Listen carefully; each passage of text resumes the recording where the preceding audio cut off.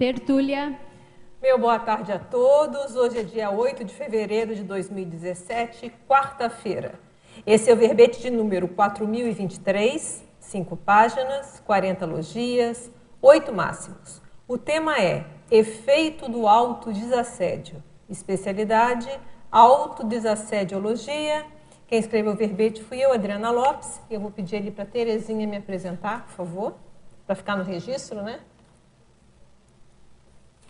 Professora Adriana Lopes, graduada em Engenharia e Psicologia, pós-graduada em Análise de Sistemas, especialista em Psicologia Clínico Institucional, brasileira, natural do Rio de Janeiro, voluntária da Conscienciologia desde 1995, docente de Conscienciologia desde 1999, tenepsista desde julho de 2002, EPICOM desde julho de 2010, coautora dos livros Manual de Veloetografia da Enciclopédia da Conscienciologia, de 2012, e TENEPS, Assistência Interdimensional Lúcida, de 2015. Obrigada. Vamos à definição. O efeito do autodesassédio é a consequência existencial da opção da consciência lúcida de empreender ações para a quebra de cadeia de ideações automolestadoras e para a sustentação de pensamentos cosmoéticos, capazes de blindar quanto aos heterassédios e predispor ao equilíbrio holossomático. Em pensenologia, destacamos o holopensene pessoal da autoprioridade cosmoética, as repercussões ortopensênicas do autodesassédio, a implantação e sustentação de holopensene desassediado, o resultado dos procedimentos pessoais para impedir a proliferação de patopensenes e implantar a ortopensenidade. Em fatologia, as repercussões intraconscienciais do autodesassédio, a utilização prolífica dos gatilhos do autodesassédio e o resultado das ações de dignificação das abordagens a si próprio. Em parafatologia, as repercussões holossomáticas do autodesassédio, a autocapacitação holossomática do assistente para o atendimento eficaz à maior gama de patologias conscienciais, o resultado da prontidão das ações multidimensionais preventivas e autodefensivas.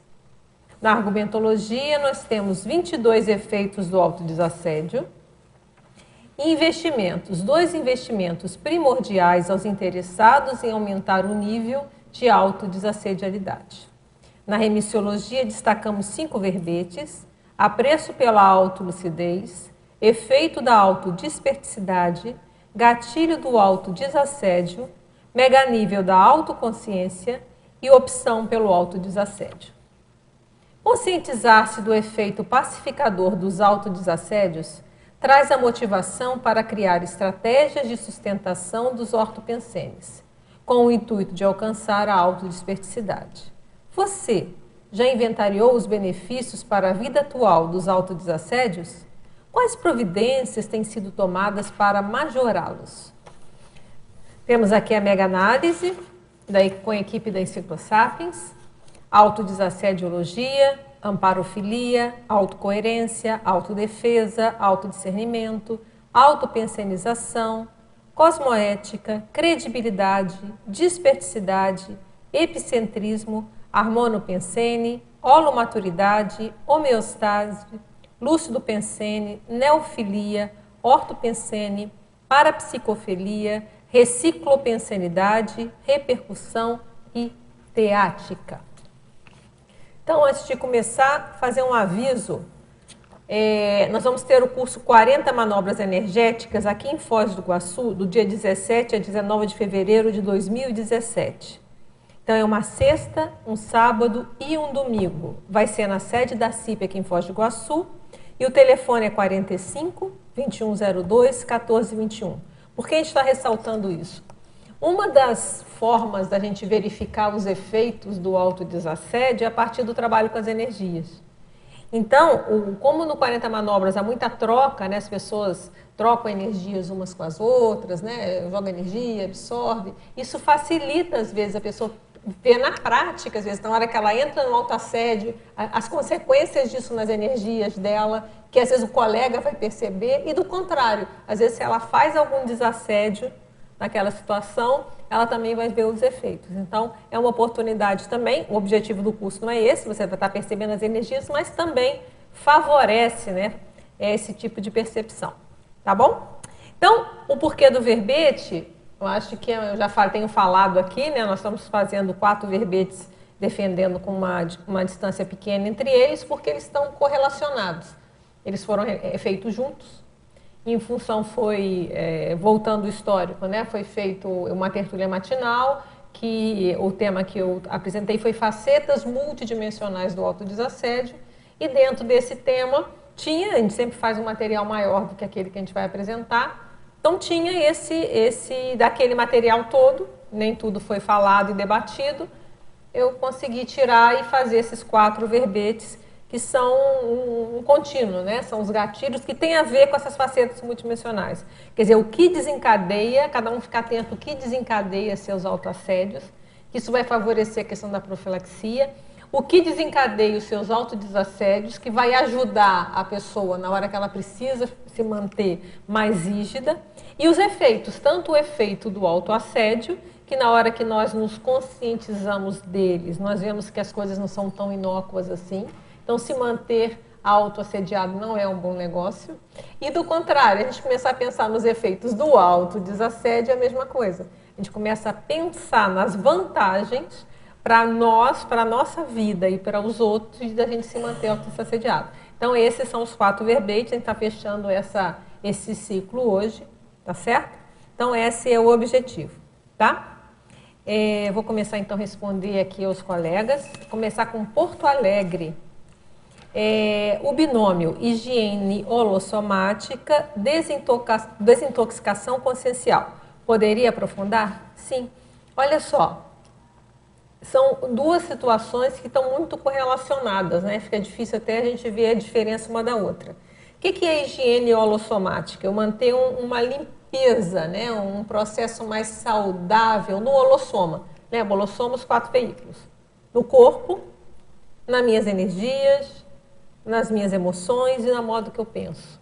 Então, essa desintoxicação, essa higiene holossomática, melhor dizendo, é a base de uma desintoxicação consciencial, que é uma coisa muito maior. Né? A consciência é maior do que o holossoma, ela se manifesta no holossoma, mas eu entendo que a consciência ela vai se desintoxicando na medida que ela mantém esse holopensene rígido.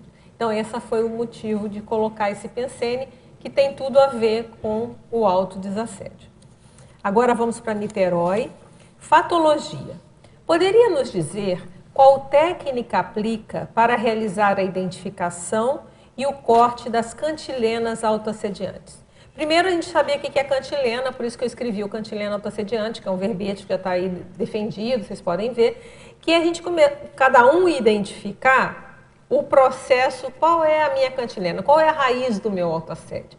Que geralmente, quando a pessoa entra em autoassédio, ela começa a usar as mesmas argumentações viciadas, é o mesmo processo de pensene. Fica muito fácil a gente ver o do outro. Então, as pessoas que a gente convive, a gente já começa a dizer, começou aquela ladainha. Parece que começou o mesmo disco, você começa a falar a mesma coisa, ou reclamar da mesma coisa, ou citar a mesma coisa, né? Fica aquele processo. Então, na hora que a gente identifica os nossos, que às vezes é mais difícil, quando a gente começa, eu de novo aqui falando a mesma coisa. Então, em primeiro lugar, conhecer. E na hora que a gente conhecer, aí entra a questão do corte. Qual é a técnica? O posicionamento. Isso não é para mim, para com isso. Né? Por que eu estou repetindo isso de novo? Então, esse processo de identificação é corte, é isso. Fala aí, Mara. Eu ia dizer que é isso aí mesmo. Uma vez, isso aconteceu comigo, e daí eu tive uma alteração, né? Uma explosão, e daí eu pensei, depois fiquei, como sempre, né? Dá aquela explosão do temperamento, depois aquele vexame, né? Putz, de novo, mas até quando? Quando eu pensei isso, até quando?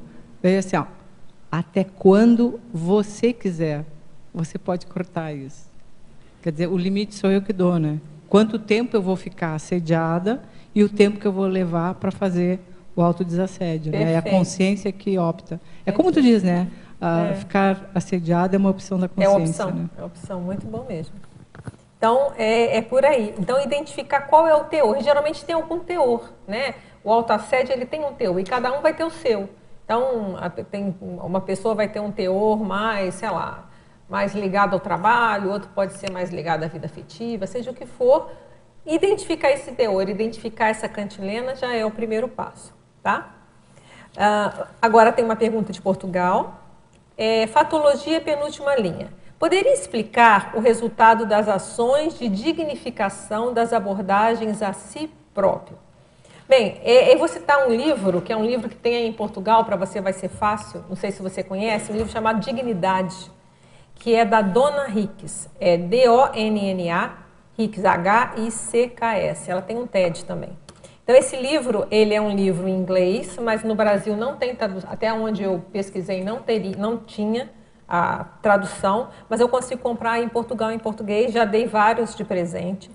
Então, essa é uma psicóloga, tem um TED dela, como eu falei, que você pode assistir, e ela fala justamente do papel de dignidade na resolução de conflitos, quer dizer, os conflitos, a base dos conflitos, muitas vezes é questão de quando um fere a dignidade do outro, né? Então, isso levaria, então esse livro vale a pena. Então, a partir dessa reflexão, esse livro me ajudou a refletir uma série de coisas, eu escrevi o verbete senso de dignidade, e a gente vê que essa ação de dignificação, quer dizer, você dignificar, você respeitar a dignidade alheia, seria, assim como é uma forma de resolução de conflito interpessoal, o autoassédio, na verdade, é uma afronta à própria dignidade, não é isso? A pessoa está lá se pensando mal de si mesma. Até eu já tinha citado antes, vamos ler a definição de autoassédio do professor Valdo novamente, que é, o autoassédio é a condição ou estado da consciência emocional, intelectual e energeticamente predisposta a se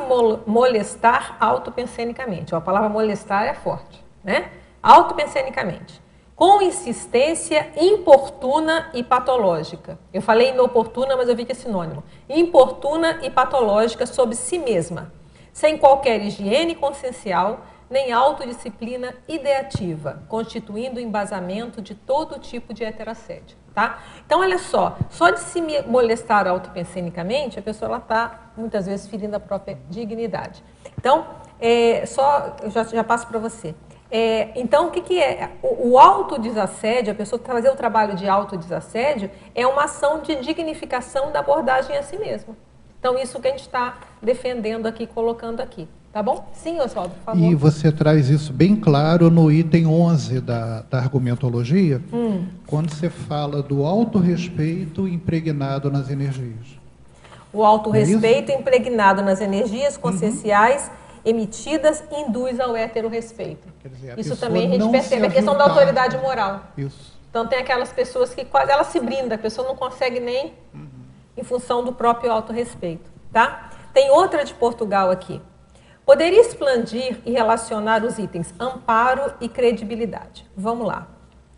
Amparo, o holopensene pessoal desassediado, até tem um verbete do professor Valdo chamado holopensene desassediado, facilita a afinização com as consciências amparadoras, favorecendo os paracontatos e as paraconexões sadias. Então, aqui que eu falei, é uma das coisas que é possível se perceber nesses trabalhos de energia, seja em dinâmica, eu citei o 40 manobras, mas tantos cursos tem aí de energia hoje em dia, né? Então, nesse processo desses cursos que a pessoa está mais atenta ao processo energético, atenta às conexões com os amparadores, ela consegue, às vezes, ver como, às vezes, uma palavra, alguma coisa, ela se desassedia e como isso favorece ela melhorar a conexão com os amparadores extrafísicos, tá? E o outro foi o credibilidade, que é o 9. O resguardo do rendimento assistencial diante de patoenergias e ataques assediadores, sem sucumbência aos autoassédios paralisantes, constrói a confiança dos amparadores funcionais no assistente. Isso é uma coisa também que a gente sempre ouvia do professor Valdo, né, que ele falava que os amparadores, ele prefere que a pessoa, né, o assistente, que dê sempre, às vezes, 15% do que aquele dá 50 um dia, 5 no outro. Então, tem uma certa continuidade dele saber o que vai contar. Então, vamos fazer uma analogia. No trabalho, se a gente trabalha com um grupo de pessoas, É bom quando a gente sabe, não, eu posso passar o trabalho para aquela pessoa, eu sei o que ela faz. Eu sei o quanto eu posso contar com aquela pessoa para um trabalho maior. É a mesma coisa dos amparadores, pensa bem, é uma equipe. Então, a pessoa que ela consegue, lembra, isso tem a ver com aquele outro verbete do autodesassédio pré-tares, né? Que antes de um trabalho tarístico, como está aumentando a demanda, está vindo as consex para ser assistida, né? Está vindo a turma também do deixar disso. Então, muitas vezes aumenta o heteroassédio e se a pessoa tem os autoassédio dela, vai começar também a aparecer mais. Então, manter esse cuidado e essa atenção para não sucumbir, não deixar que isso prejudique o trabalho assistencial, é uma forma dos amparadores. Você tem uma credibilidade, peraí, não, eu posso contar. Pelo menos tantos por cento eu conto com aquela pessoa que eu sei que ela vai dar conta. Então, é isso que o autodesassédio nos ajuda. Até, por exemplo, na condição da desperticidade, então, aí a pessoa já ficou confiável, sabe que não é o autoassédio que vai atrapalhar o trabalho da pessoa. Quer falar, Nicolas, por favor? Na página 5, em patologia, na penúltima linha também, podia explicar a utilização prolífica dos gatilhos do autodesassédio? Sim. Prolífica é aquilo, que é produtiva, né? Então, a gente teve o nosso verbete segunda-feira, foi o gatilho do autoassédio, né? Do autodesassédio, que são aquelas condições que cada um vai identificar que funciona com cada um, que me ajuda a entrar no processo de autodesassédio. Então, se por acaso eu estou entrando em autoassédio, estou vendo que o processo está mais negativo, eu tenho o meu recurso. Então, desde um recurso intraconsciencial, que é um posicionamento, isso não é para mim, não, isso não é hora para isso. A pessoa vai se posicionar, seja como for, né? Aquilo na hora que eu quero, opção pelo desassédio, por exemplo. De fazer um estado vibracional para melhorar as energias e ajudar, até um processo, às vezes, extraconsciencial. Existem ambientes, então tá, eu vou lá para um ambiente que eu sei que é desassediado, seja na minha casa, no meu quarto de TENEP, seja num ambiente, por exemplo, um CAEC, um holociclo, que eu sei que ali me ajuda a eu pensar direito e sair desse processo. Então, esse é o gatilho do autodesassédio. Cada um descobrir isso é um passo para a gente começar a aumentar o nosso nível de desassedialidade até a gente chegar na total, que é a desperticidade. Então, um dos efeitos do autodesassédio, quer dizer, qual é o efeito? É a gente utilizar isso. Então, utilizar esses gatilhos nos favorece a gente chegar no autodesassédio. Entende? Então, é saber usar isso. Então, um dos efeitos do autodesassédio é cada vez mais você aprender a ter as suas ferramentas para conseguir fazer os seus desassédios cada vez em maior proporção e cada vez vai vir mais carga de assédio. A pessoa vai trabalhando com aquilo, aumentando, até a hora que chegou lá no ser desperto. Se você lê o verbete ser desperto, a pessoa ela está assim em qualquer lugar, em qualquer ambiente. Está tudo brindado. Até lá, vamos mapeando, né, aonde que o nosso autoassédio pega mais, aonde pega menos, quais as nossas áreas que a gente se sai melhor.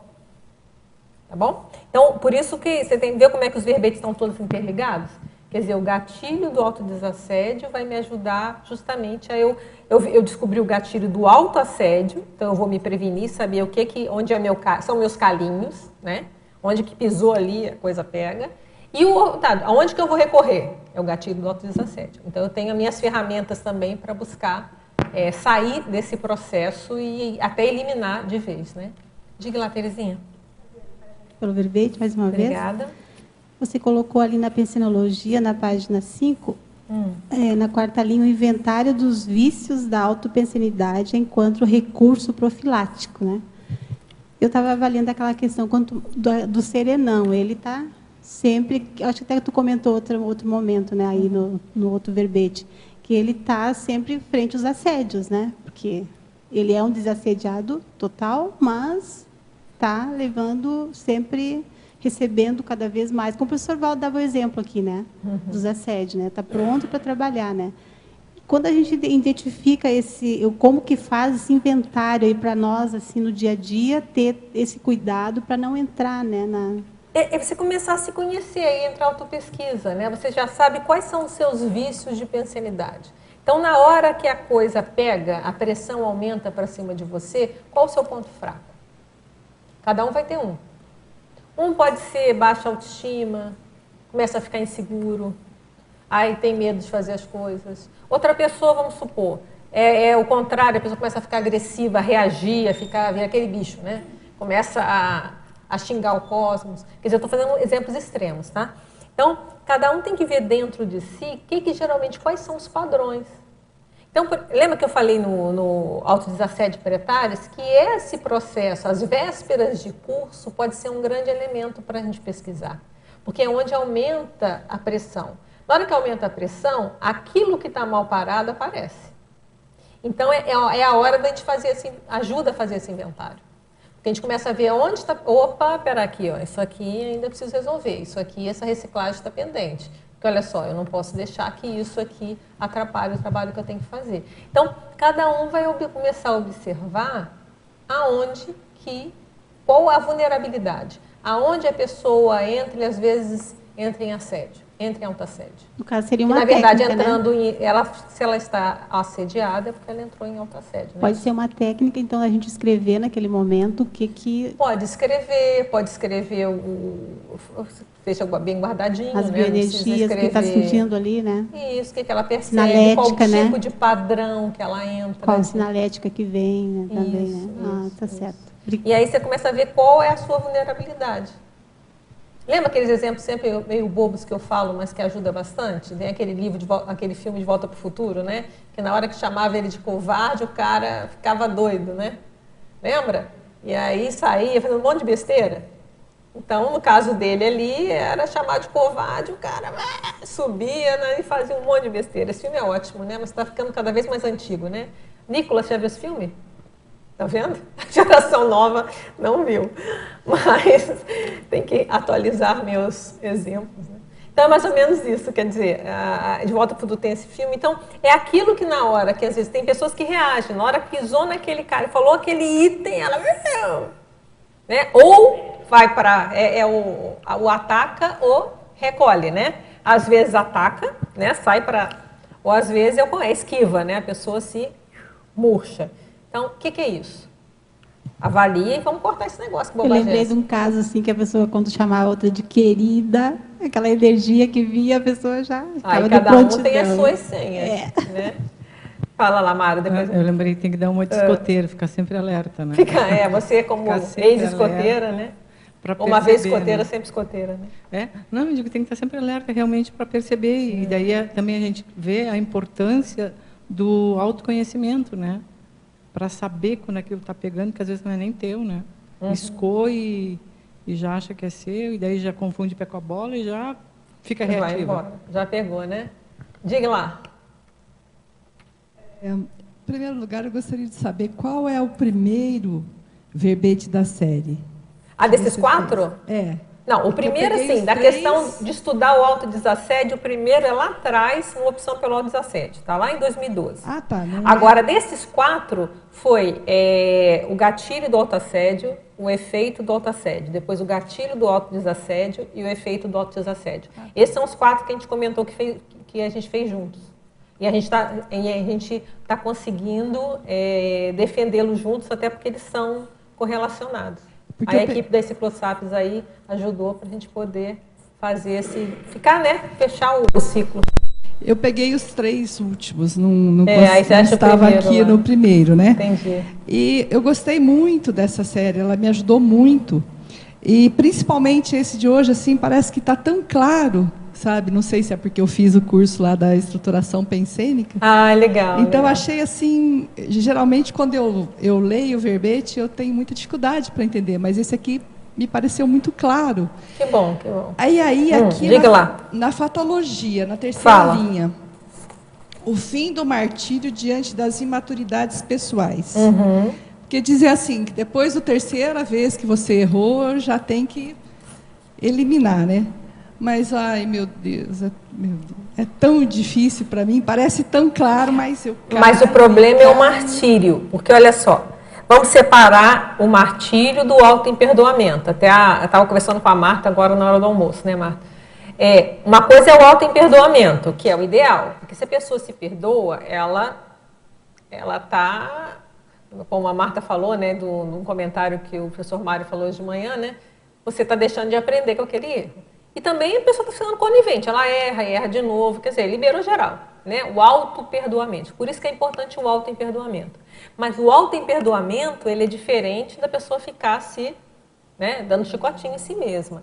Então, o que a gente está dizendo? O que é o autoassédio? O autoassédio não é se automolestar? E muitas vezes isso vem de algum erro cometido. Então, a pessoa erra, então ela entra, às vezes, numa culpa paralisante, fica se martirizando, só que isso é improdutivo, porque ela tem que resolver. Errou, vamos consertar. E não, só fica só naquilo. Entra num processo. Então, por isso que a gente colocou isso, olha. A tranquilidade íntima, tranquilidade diante das autolimitações, que todo mundo tem. E o fim do martírio diante das imaturidades pessoais. Então, você não vai se acomodar nas próprias imaturidades, mas não vai se martirizar por ter imaturidade. Você vai buscar eliminá-las. Aí existe recim, existe consciencioterapia, existe conscienciometria, existe um monte de coisa que a pessoa pode fazer para ir minimizando as suas imaturidades, que elas vão existir, né? Porque a gente está evoluindo, né? Até chegar lá em serenão. Entende? Tá bom. O problema do autoassédio é que entra o martírio. E ele, às vezes, paralisa. A pessoa fica, não faz mais nada. Parou ali, paralisou.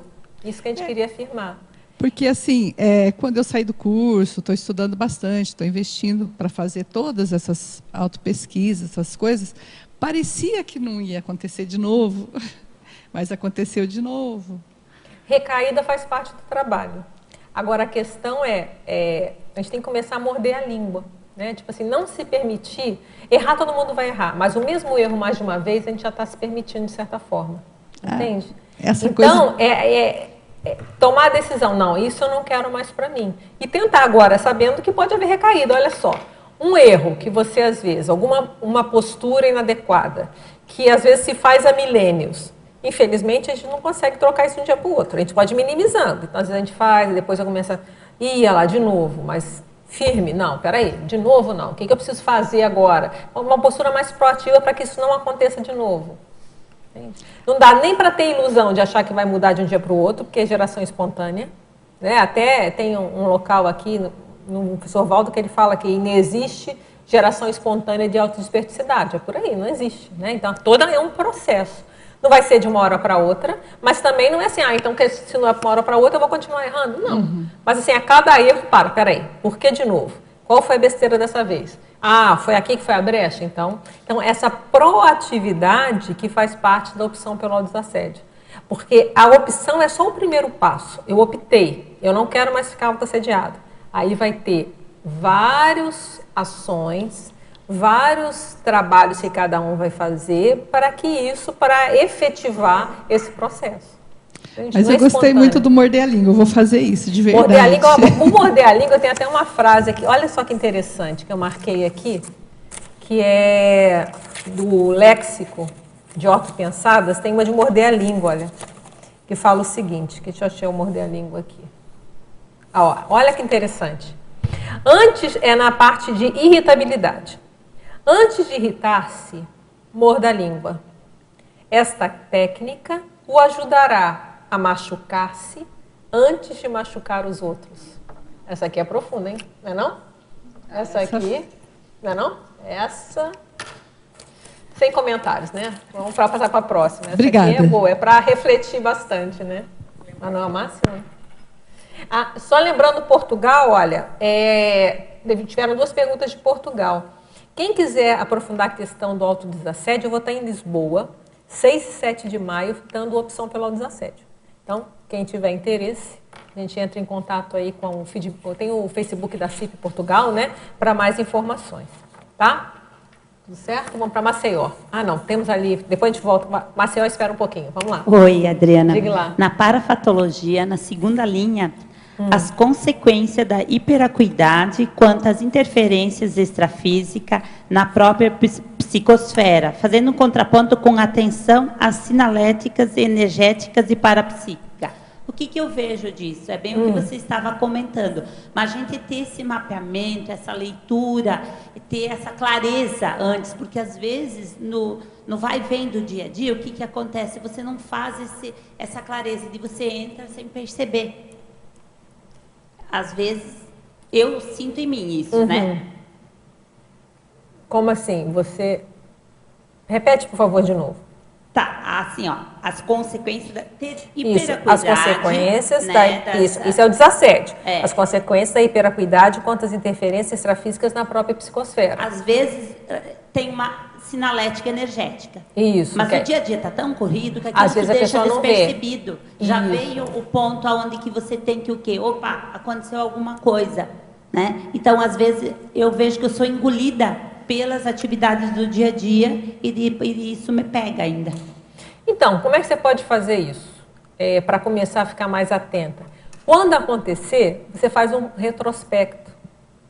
Onde eu comecei a me sentir mal? Você olha, peraí. Aí, às vezes você vai ver, foi ali. E às vezes você vê alguma coisa que às vezes passou pela sua cabeça e você não deixou passar batido. Entende? Isso a gente faz às vezes na dinâmica. Às vezes a pessoa chega escada e a gente pergunta, olha, mas você percebe quando começou? E em alguns casos a pessoa identifica, não, foi quando eu conversei com fulano, ou foi quando eu fui naquele local. Então, isso já é uma forma de começar a pensar, então ali, o que aconteceu ali? Eu senti algum mal-estar? Não, é engraçado, eu acho que ali eu senti um enjoo, mas passou. Então, você vai começar a verificar aonde que o processo pode ter começado. Porque o ideal é você começar na hora. Então, sentiu um mal-estar, já para e vê o que está acontecendo. Mas já que já passou, tenta fazer uma retrospectiva. E às vezes você vai começar a sentir, olha, engraçado, naquela hora eu tive uma intuição de fazer alguma coisa e não fiz. Entende? E aí você vai começar a ver qual é o sintoma, o que bate em você. Às vezes dá um mal-estar ou dá um sono muito forte. Aí você pode ir, engraçado, ali me deu um sono muito forte, mas aí eu falei, isso não é nada, deixa eu passar, por exemplo. Tá? Pode te ajudar. Tá bom? Diga lá, dona Aparecida. Bom, eu acho que você já deve ter respondido, mas... Pode falar. Mas pode reforçar. Sem problema. Na quarta linha, fatologia, as consequências da autovigilância quanto ao teor dos solilóquios. Não tinha falado não. Isso é uma forma, até vai ter uma pergunta depois aqui, que ajuda a identificar, eu acho que foi o da Cantilena. Tem um verbete que eu já defendi, que é o solilóquio. Lá tem várias perguntas, tem uma lista, eu não me lembro agora o número de perguntas, mas que ajuda a pessoa a fazer uma análise do que ela geralmente pensa. Então, ela pode fazer essa listagem, ou responder essa listagem, por exemplo, todo final do dia, ou toda semana. Então, ela vai ver como é que estava... O que é o solilóquio? É aquilo que a gente pensa com nós mesmos. O autoassédio é isso, né? É um solilóquio. Né? Você está pensando com você mesmo algum processo. Então, identificar o teor do meu solilóquio já é um passo para eu identificar meus autoassédios. Quando eu penso comigo, aí tem uma série de perguntas lá. Depois que o meu solilóquio, a média deles, eu fiquei melhor ou fiquei pior depois que passou? O que aconteceu? Entende? Eu estava pensando mais em mim mesmo ou foi mais nos outros? Então, começar a estudar o que a gente pensa quando nós estamos sozinhos com nós mesmos. Porque a gente pode estar fazendo elaborações mentais maravilhosas, pensando em coisas que a gente vai escrever, em que a gente pode ajudar os outros, ou a gente pode estar simplesmente só naquele processo, naquela ladainha, às vezes de vitimização, de algum processo assim. Entende? Então, começar a pensar como é que eu penso. Então, uma dica. Pega esse verbete lá, tem uma série de perguntas e você pode fazer assim, todo final do dia você responder aquilo e ver o seu fôlego, toda semana, pega domingo, como é que foi essa semana? Uma média, né? E começar a estudar mais o modo que a gente pensa. Qual o nome do verbete? Solilóquio. Nome é solilóquio mesmo. Tem uma série de perguntas lá. Vale a pena dar uma olhada, tá? Isso ajuda, é uma técnica que eu uso, tá? Vamos para Maceió agora. Na argumentologia, poderia expandir o item 16, a omni-interação? Aí tem mais escrito aqui. Esta questão é bem complicada para quem não tem o domínio energético. Nesses casos, seria melhor investir na omni-interação ou na autodefesa quanto em ambientes mais nosográficos? Vamos lá. Tem até um verbete intercâmbio energético que vale a pena você dar uma olhada. Porque é inevitável, interagir energeticamente faz parte do nosso trabalho. Então, a gente não consegue não interagir energeticamente. Essa é a grande questão. Né? Isso faz parte do trabalho. Agora, que você falou assim, se defender em ambiente nosográfico, isso sim, deve fazer isso mesmo. Então, só falar um processo aqui. Ó. No verbete autodesassedialidade, também do professor Valdo, Tem dois tipos de autodesassedialidade, é o que a gente está estudando aqui, né? Tem a primária e a evoluída. A primária é a consciente, mas predominantemente de autodefesa. E a evoluída, consciente, mas predominantemente de interassistencialidade, a ideal. Então, quando a gente fala em autodesassédio, é isso, a gente está falando em autodefesa, não é? Mas está falando também de interassistência. Então, às vezes, a primária, quando está começando, a gente mais se defende do que ajuda. Mas o ideal, a evoluída, a gente, por quê? Lembra, a gente vai ajudar, vai fazer as assimilações, vai entrar na lama, como diz, né? Vai se sujar de lama, mas depois vai saber tomar banho e vai ficar limpinho de novo. Então, esse é o processo para a gente pensar. Então, quanto à sua pergunta, a importância do domínio energético é esse, para melhorar as nossas interações, tá? Mas o que eu estou dizendo aqui, da homem interação, que eu vou ler aqui para a gente ver, é o seguinte: é um gatilho do autodesassédio, a redução da autodefensividade exacerbada, propicia a realização de intercâmbios energéticos com os objetos, ambientes subhumanos, com sim, com CX. Porque o autoassédio, a pessoa está tão, às vezes, contra ela mesma, que acaba gerando um processo de defesa contra o cosmos. Ela começa a ficar mais perseguida, né? Porque ela tá o tempo todo se defendendo até de si mesmo, não é isso? Então, quando abre isso, a pessoa fica mais autoconfiante, com autodesassédio, ela está mais aberta, isso permite melhores interações com outras pessoas. Isso que a gente quer dizer, tá? A autodefesa é primordial. Se você vê lá no investimento, a gente colocou bem sério aqui, ó, o domínio da energia e o ortopensene. Só o ortopensene sem domínio de energia é muito difícil, porque a pessoa quer pensar direito, mas sem dominar a energia ela não consegue pensar direito em tudo, qualquer lugar, porque vai ter ambientes que às vezes ela vai ser engolida. Então é melhor tentar. Com a energia, ela vai conseguir se encapsular e ficar bem. Então essas coisas andam juntas, tá bom? Então investe mais no seu trabalho de energia. Aí em Maceió tem a Intercamp, não sei se você conhece lá a Intercamp, não sei se é de lá, né? Que tem os trabalhos de energia lá, tem os cursos, então vale a pena. Acho que Maceió tem, não tem? Tá aí a Jacinta? Tem Intercamp em Maceió? Maceió não tem não, né? Fizeram evento lá, né? Recente, né? Então tem. E o Gustavo, que é lá. Então, ó, tem o Gustavo. Beleza. É representante da Intercamp mesmo. Não importa, é uma IC, tá ok. Ah, tá dizendo, ó, então ó, tem uma notícia aqui certinha, o Lost ajudou ali, tá certo? Então vale a pena. Fora isso, tem Intercamp, tem Maceió, o que é perto? O que é perto de Maceió também ali, Jacinta? Não lembra não, né? Recife, né? Tá. Então vamos lá. Curitiba, o meu amigo de Curitiba. Como podemos fazer a implantação e sustentação de holopensene desassediado em meio a tantas pressões e contrafluxos contrários no nosso dia a dia? Como manter esse oásis pessoal de paz ao longo do tempo? Olha, nós temos que pelo menos blindar. Existem os ambientes grupais. Esse é o trabalho de todas as instituições conscienciocêntricas que a gente está falando, é manter esse holopensene desassediado nas suas sedes. Então, isso tem espalhado aí em vários locais, né, do mundo hoje, né, em várias cidades, e manter esse processo desse holopensene. E o sério é o pessoal, que você vai fazer desde dentro da sua casa, entra a questão da alcova brindada, você brindar seu escritório, jogar energia para você manter, sustentar o seu holopensene, o seu oásis dentro da sua casa. Né? Como os ambientes públicos, como aqui, por exemplo, o CAEC é um grande exemplo, tem aqui Coquinópolis, né? Porque não é só o CAEC, tem a OIC, tem o discernimento, tem vários campos aqui. Então, manter isso hoje é o trabalho que está cada um fazendo. Agora, eu vejo muito sério é fazer isso na sua casa também. No seu quarto, você pode esterilizar suas energias para o seu ambiente, para a sua alcova ficar brindada, evitar os trabalhos todos, as interferências, tá bom? Então, é por aí. Manter esse local é muito importante. Fatologia. De que forma podemos realizar a assunção do próprio nível evolutivo atual? Como quem é jejuno no conhecimento conscienciológico poderá encontrar orientações sobre o seu possível nível nessa vida intrafísica? Isso aí tem vários cursos que ela pode fazer para descobrir o nível dela. Tem testes, não é isso? Então, Primeiro, assumir o próprio nível evolutivo atual. É a hora que você faz o desassédio, quer dizer, você vai minimizar os seus surtos de maturidade, né? Eu já escrevi um verbete chamado top da automaturidade. É quando você vai fazer, até eu vou dar esse curso no Rio de Janeiro agora.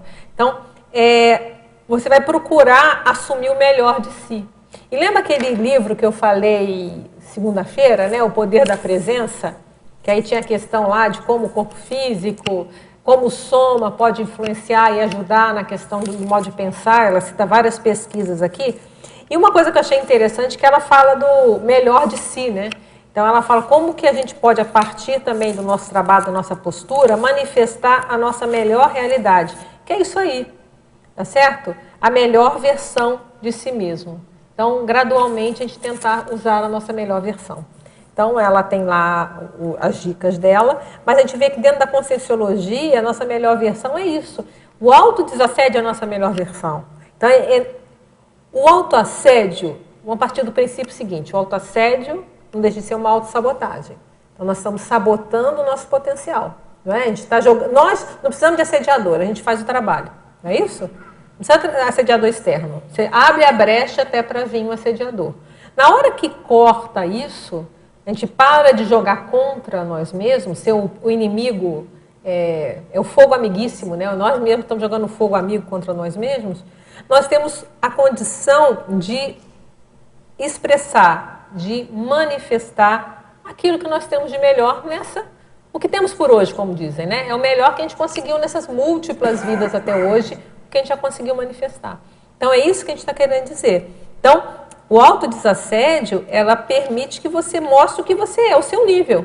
O meu nível hoje é esse. O que eu consigo, tenho esses trafores, tenho esses trafares e tenho esse extrafares, né? Aquilo que me falta ainda. Mas eu consigo manifestar isso. Qual o problema do autoassédio? Ele acaba, a pessoa, às vezes, ela fica mais trafarista e não deixa, às vezes, anula todos os trafores que essa pessoa ainda já pode se manifestar. É isso que a gente quis dizer com isso. Uma pessoa jejuna, é só ela começar, para saber o nível dela, começa a trabalhar. A gente vai ver o teto da nossa competência trabalhando. Então, pega desafio. É aí que a gente vai ver o teto da competência, não é assim? Então, tem muitas pessoas que falam assim, ou fica com a ilusão, né? Não, eu consigo fazer isso, é só me dar esse trabalho que eu faço, mas eu nunca pego um trabalho para fazer. Ou do contrário, não, eu não vou conseguir. Não, qual eu acho a melhor sugestão? Começa a fazer. Aí ela vai ver realisticamente. Vai ver, olha, eu pensei que eu fazia isso em 3 dias, caramba, demorei 3 meses para fazer.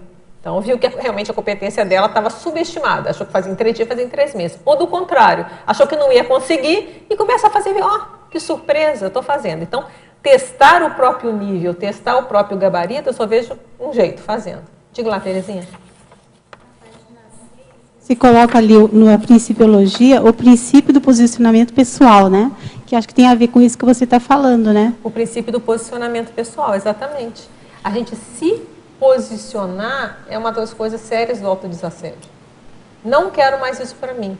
Por quê? Lembra que a gente falou, o autoassédio é difícil a gente saber a causa. Onde ele começou, essa fissura? Deixa de ser uma fissura, né? Pode ter sido em vida passada, às vezes foi lá uma vida 1 milênio atrás, seja lá quando foi que começou, e às vezes criou um vício de modo de pensar. Tá lá, seja por ter vida, sei lá, na monarquia, na religião, ou todas elas juntas, via a Laura ali, já lembrei da monarquia, né? Então, seja lá por que foi, você tem aqueles seus vícios de função. A questão é, agora, vamos posicionar, está inoportuno, está fora do tempo. Então, vamos fazer alguma coisa para melhorar isso, entende? Mudar esse processo. Vai demorar, porque às vezes é uma coisa que tem há muito tempo, não é isso? O que eu achei interessante que o professor Mário falou hoje, né? No momento que tu reconhece quem você é, com os teus trafares, é muito mais fácil, né, de evitar o autoassédio, né? Porque tu Exatamente. Pode trabalhar em cima, pode reciclar aqueles traços, né? E ficar assim, como diz, de cara limpa, né? Mostrando quem você é, né? Exatamente, exatamente. Tudo bem? Vamos lá aqui. Conceição dos Ouros, minha amiga aqui. Pode falar sobre o resultado dos procedimentos pessoais para impedir a proliferação de patopensenes e implantar a ortopensenidade? Até colocado aqui no léxico uma coisa interessante. É colocado que patopensene é autoassédio. É uma coisa para a gente pensar, né? Se pensar em termos de que a pessoa está patopensenizando, ela está se intoxicando, né? Quer dizer, já está ampliando, né? Aqui no léxico tem umas ampliações desse processo do autoassédio para a gente estudar. Então, uma das coisas é essa. Patopensene é autoassédio. Deixa eu ver se eu vou achar aqui, senão depois eu pego aqui. É até um megapensene trivocabular. Ele está em plagiologia. Aí diz lá, patopensene representa autoassédio. Então, é interessante isso, né? Então, como é que a gente faz para impedir a proliferação de patopensenes e implantar a ortopensenidade?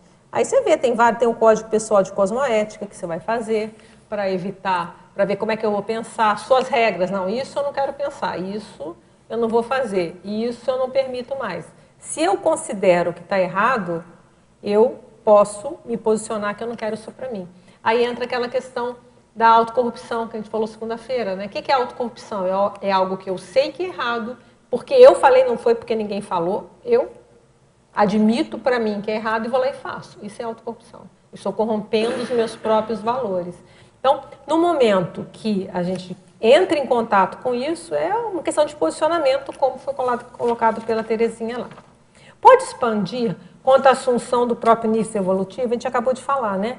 Então, assumir o próprio nível evolutivo é não se sabotar. Isso é o que eu tenho por hoje, para oferecer para a humanidade. Tá? Parafatologia. Pode aprofundar a respeito da autocapacitação holossomática do assistente para o atendimento eficaz à maior gama de patologias conscienciais. É a questão do paradoxo desassediador, né? Quanto mais aumentar o nosso nível de autodesassedialidade, mais condições nós vamos ter de interagir com patologias mais complicadas sem nos perturbar, não é isso? Então, se eu já estou com maior nível de desassédio, então aqui eu consigo ir lá trabalhar com aquela patologia, vou conseguir assimilar aquele processo mais doente e eu não vou sucumbir, porque aquilo não vai pegar mais em mim. Então, quanto maior a autodesassedialidade, maior o ranking, a gama de patologias que eu posso atender, até o ponto da desperticidade, onde aumentou imensamente, porque se nada já estou à beira da imperturbabilidade, né, que vem depois da desperticidade, se nada me perturba, acabou, eu posso enfrentar o cosmos, que está tudo certo. Né? Pode comentar o item 2 da página 8, ortopensenização? Vamos lá.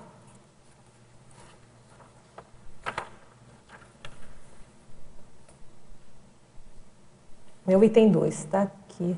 Ah, não, tá, peraí, olhei errado. Ok. É aquilo que a gente falou, né? Investimentos. Então, vamos lá. A autoconstatação das repercussões benéficas da condição de manter-se autodesassediado leva ao direcionamento dos autoesforços rumo à autodesperticidade, ok? Eis, em ordem alfabética, 2 investimentos primordiais aos interessados em aumentar o nível de autodesassedialidade. 1. Domínio energossomático. Tá? A perícia na mobilização energética conduz à sustentação da ortopensenidade em qualquer ambiente, a qualquer momento, sem haver sucumbência às pato-influências dos holopensenes de pessoas e ambientes. Então, esse é o grande ganho da desperticidade. A pessoa vai lá, está num ambiente muito pesado, vai conseguir se encapsular, vai conseguir entrar e fazer o trabalho, não é isso? E aí tem, sem controle das energias, fica fácil ser engolido pelos holopensenes patológicos e pelas assimilações antipáticas, não é isso? Quando a gente vai fazer assistência, lembra da pergunta anterior? Se eu vou fazer assistência a alguém, estou aberta, eu vou lá fazer uma assimilação, vou perceber a patologia da pessoa e vou agir para ajudar, não é isso? Se eu faço a assimilação e essa assimilação bate em algum autoassédio da pessoa, a tendência é ela vai entrar num processo e não faz o que tem que fazer, não é isso? Então, quanto mais desassediado, mais eu posso fazer assimilações com pessoas diferentes e com patologias maiores. E aí, vamos lá. Então, domínio energético é um pilar. O outro pilar, ortopensenização. A implantação de modos de pensar, sentir e agir pautados na cosmoética conduz à desconstrução de certezas autoassediantes e à assunção de convicções evolutivas. Por quê? O autoassédio, ele gera muitas vezes a certeza, né? A pessoa tem uma certeza autoassediante, ela não questiona, por isso que ela entra em autoassédio, porque é uma irracionalidade. Autoassédio é irrazão. Né? Citando novamente aqui, a gente tem uma parte que fala, se a pessoa ainda não levou a vida com razão, se a razão não dominou a vida, eu acho que a frase é essa. Quer ver? Deixa eu ver se eu acho aqui.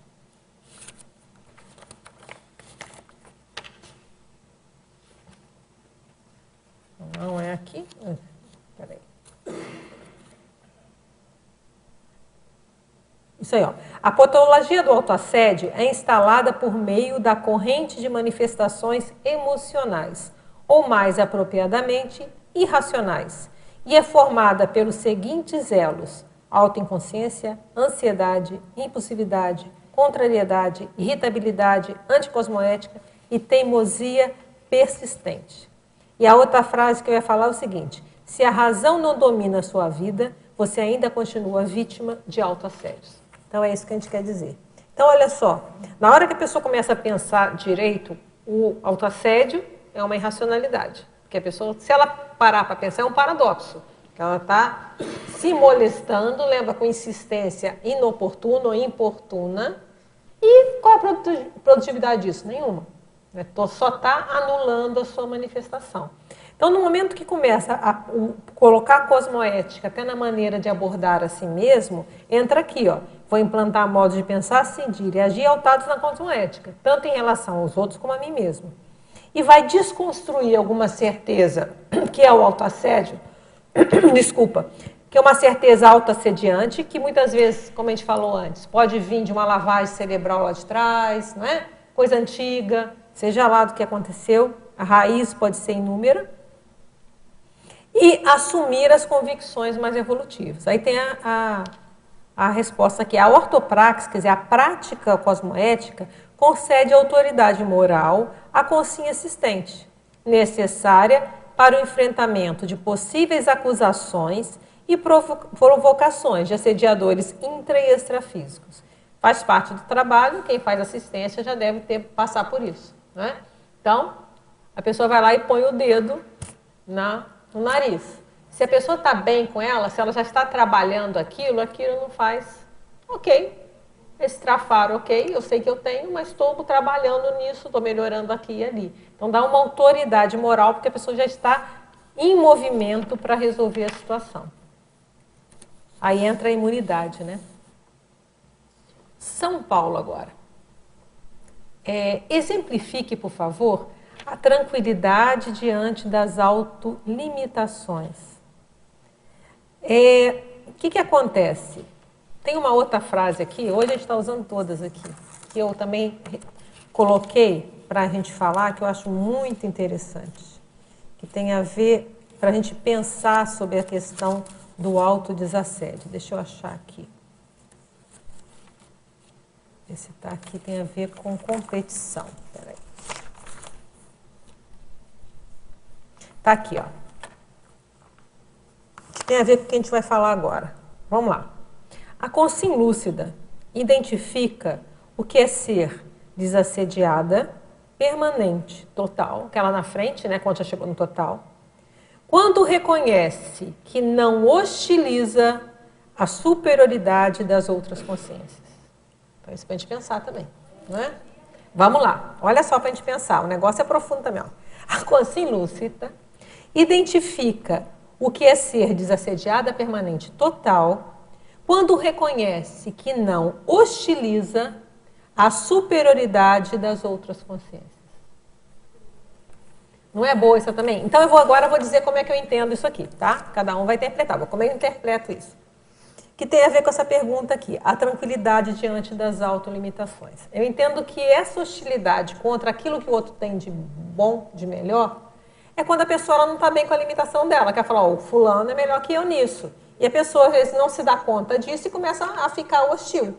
Na hora que é o autodesassédio, peraí, não, isso aqui eu não tô, outra pessoa é melhor que eu, mas também tem outra coisa que eu sou melhor que outra pessoa. Então, esse realismo que eu acho que eu vejo que é a questão do autodesassédio. Entende? Então, vê o que ela falou, tranquilidade diante das autolimitações. Não é acomodar com a autolimitação, que aí a pessoa parou, não é isso? Mas peraí, ó, isso aqui eu estou precisando melhorar ainda. Isso aqui, o fulano não é melhor que eu. Então, tá, o que eu posso aprender com o fulano ali? Então, eu entendo isso com relação. Pode perguntar. Vamos lá.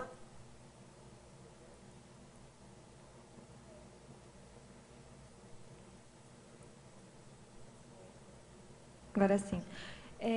Adriana, se você poderia passar alguns exemplos de vício que a pessoa que passou pela monarquia, exemplos de autoassédio, e como que poderia ser uma forma de superação desse autoassédio? Olha, autoassédio da monarquia, você tem uma especialista aí do seu lado. Não é? Você tem... Porque eu realmente não aprofundo na pesquisa de autoassédio. A gente pode até, mas eu acho que a Laura pode ajudar também. Laura, que autoassédio de pessoa da monarquia? O que você tem nesses anos aí de curso que você já pode ter percebido, que você vê que é mais comum? Eu acho que um dos maiores autoassédios que o pessoal que teve passado na monarquia hoje manifesta é a questão de não assumir o temperamento monárquico. Né? Então, esse é um dos primeiros gargalos. Né? A gente sabe que o temperamento monárquico ele conlleva, por exemplo, essa questão que você estava comentando agora da hostilidade.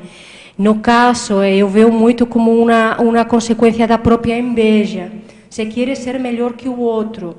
Isso era muito comum na monarquia. Você ansiava o título melhor, né? Aquele que te dava mais privilégios, por exemplo. Então, você sofria muito dentro da monarquia quando, por exemplo, você tinha um título que não dava para você aquele merecimento que você achava que você deveria ter, ou não aproximava você perto da figura do rei, por exemplo.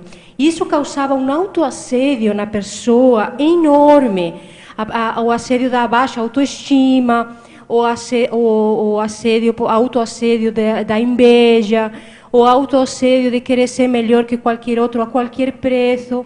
Aí entrava, por exemplo, não só a questão da hostilidade, sino essa hostilidade levada a um processo de, inclusive, querer matar o outro, envenenar, né, como era o caso dos Médici, que aquilo era um tópico, e criar umas interpretações grupo-kármicas enormes. Então, o autoassédio da própria consciência que morava no contexto monárquico era o pão de cada dia, por muitas questões, né? Então, você fazendo um levantamento de temperamento monárquico, você vai ver que o autoassédio é implícito em todo aquele no temperamento, porque se você estuda arrogância, se estuda inveja, se estuda promiscuidade, que todo é consequência do processo monárquico, não tem como não ter autoassédio em todos esses processos. Agora, se eu tivesse que escolher por exemplo, um sinônimo ao processo da monarquia, seria subjugação. Tá? Subjugar e sentir subjugar. Exatamente, subjugar. Né? Seria o sinônimo que eu colocaria mais sugestivo. Né? Você está subjugando o outro. Isso é um sinônimo de monarquia, cultura da monarquia. Né? Manipulação pela subjugação, etc. Muito aquelas bem. Traições todas, então, né? Aquele negócio por trás dos panos, não exatamente, se você vai subjugar o outro. Para você né? ter o poder total de qualquer coisa, autocracia total, ou seja, antônimo de fraternidade, de universalismo, tudo que a gente tenta trabalhar aqui o mais possível. Então, como não vai ter autoassédio nisso aí? Então, qual que seria o maior autoassédio? Já resumindo a conclusão da tua pergunta, é não aceitar que você formou parte desse contexto e como repercussão, como rastro, resquício, como o Valdo sempre me falava, é o resquício desse processo monárquico, é o temperamento. Então, aquela pessoa que chega e fala, sim, eu fui da monarquia, mas eu não tenho temperamento monárquico, isso é o maior autoassédio que tem. Ok. Quando é o próximo curso? Já está marcado? Está marcado já. Inclusive, hoje está na turma dos professores. O próximo curso é o dia 21 a 23 de julho, no Hotel Mavu. Dá para se organizar, né? Comprar as passagens. E a temática é políticos nas cortes.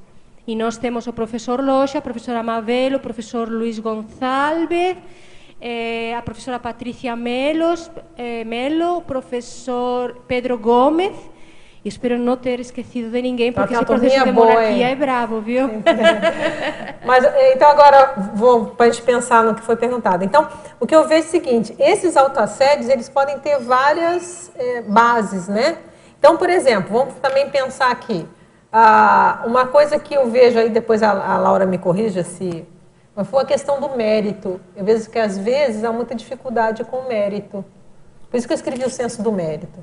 Por que é o mérito? Você faz um esforço e você recebe algo pelo seu esforço, né?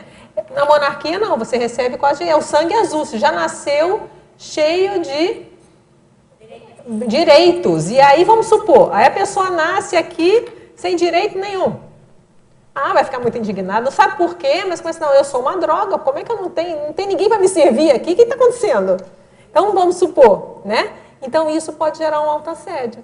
Que a pessoa gera assim, poxa, ela está querendo um privilégio, ela está querendo... E não tem, e não chegou. E por quê? Então, aqui uma inferência, né, em relação de uma outra vida, de um autoassédio que pode ser gerado por essa condição. Outra condição que a gente falou, a questão do Dalit, né? Que aí não é tanto a questão religiosa.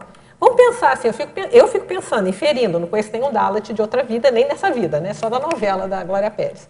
Mas, do Dalit, aquele lá na Índia, aquelas pessoas são intocáveis. Pensa bem, se uma pessoa passa uma vida que não pode ser tocada, ela nasce às vezes em outra cultura. Gente, mas não deve... Isso aí, se a pessoa não é muito forte, a chance dela se sentir com uma baixa autoestima violenta, não é não? Imaginou a situação? Você não pode ser tocado por ninguém? Às vezes você leva uma vida... Óbvio, vai ter pessoas que têm um nível de consciencialidade tal que às vezes vai tirar aquilo de letra. Mas outros podem vir com esse ranço. Quantas... a questão da escravidão... que às vezes a pessoa tem vida sendo colocada como um ser inferior. A própria questão da monarquia, né? Tinha a elite que podia tudo e a plebe que não podia nada. Tinha que ficar lá, às vezes, dissimulando, porque tinha a maneira de viver. Tem que dissimular, porque se eu não simular, corta a minha cabeça, né? Então, se eu falar o que eu penso, corta a minha cabeça. E aí a pessoa pode vir numa outra vida com um processo de autoassédio, de se sentindo inferior, mesmo que às vezes os fatos já mostram que a pessoa... cheia de trafores, ela traz essa baixa autoestima. Então, a gente vê o seguinte, é interessante pesquisar esse passado, tem os cursos para isso, tem a consecutivos e outros que vejam o passado. Mas eu vejo também que vamos ver uma coisa prática hoje. Olha isso hoje, tem coerência isso hoje? Ano base 2017. Então, a pessoa, cada um tem seus autoassédios aí, né, que tem que identificar. Aí, olha, gente, isso é hoje, como é que... Atualizar. Dia de hoje, 2017, esse pensamento meu é racional? Ele é oportuno ou é inoportuno, como é a questão do autoassédio lá? É oportuno? Não. Então, eu vejo que é dar um contra em si mesmo, fazer uma contra-argumentação. Isso eu vejo que é a base do autodesassédio. É contra-argumentar. Dia de hoje, isso não cabe mais. E começa a ver, e tem que fazer. Então, aquilo que a gente deu exemplo da questão do teto da autocompetência, que é um verbete também que eu fiz, que tem a ver com tudo isso, está tudo interligado. Porque no teto da autocompetência a pessoa vai testar. Então, por exemplo, se ela chega, não, eu não consigo escrever, ou eu não sirvo para isso. Às vezes é uma lavagem cerebral de outra vida. Eu não sirvo para escrever, porque às vezes, sei lá, foi mulher muitas vidas, que a mulher não podia fazer nada, coitada, né? Não tinha condições de nada. Então, não podia se manifestar. Aí a pessoa começa a testar. Peraí, deixa eu testar. Então, eu vou tentar escrever um verbete. A importância da verbetografia, porque quase a pessoa te põe no colo da Cipro-Sapis para escrever o verbete, né? Vai te ajudar todos os passos, não é isso, Oswaldo? Então, tem processos que a pessoa vai testando e ela vai testando. Não, peraí, não. Então, não é bem assim. Eu estou vendo os fatos estão dizendo que essa minha ideia sobre mim mesmo está inadequada. Eu coloco a questão da desestigmatização, que é um verbete também que eu escrevi, que é desestigmatização do autoconceito, que é o número 6. A autocrítica benigna permite a apreciação realista da própria personalidade e a consequente eliminação de juízos anacrônicos e lavagens cerebrais. Eu vejo que isso aqui tem tudo a ver, sabe, com essa questão aí, não só monarquia, religião, né? O que você acha aí, Laura?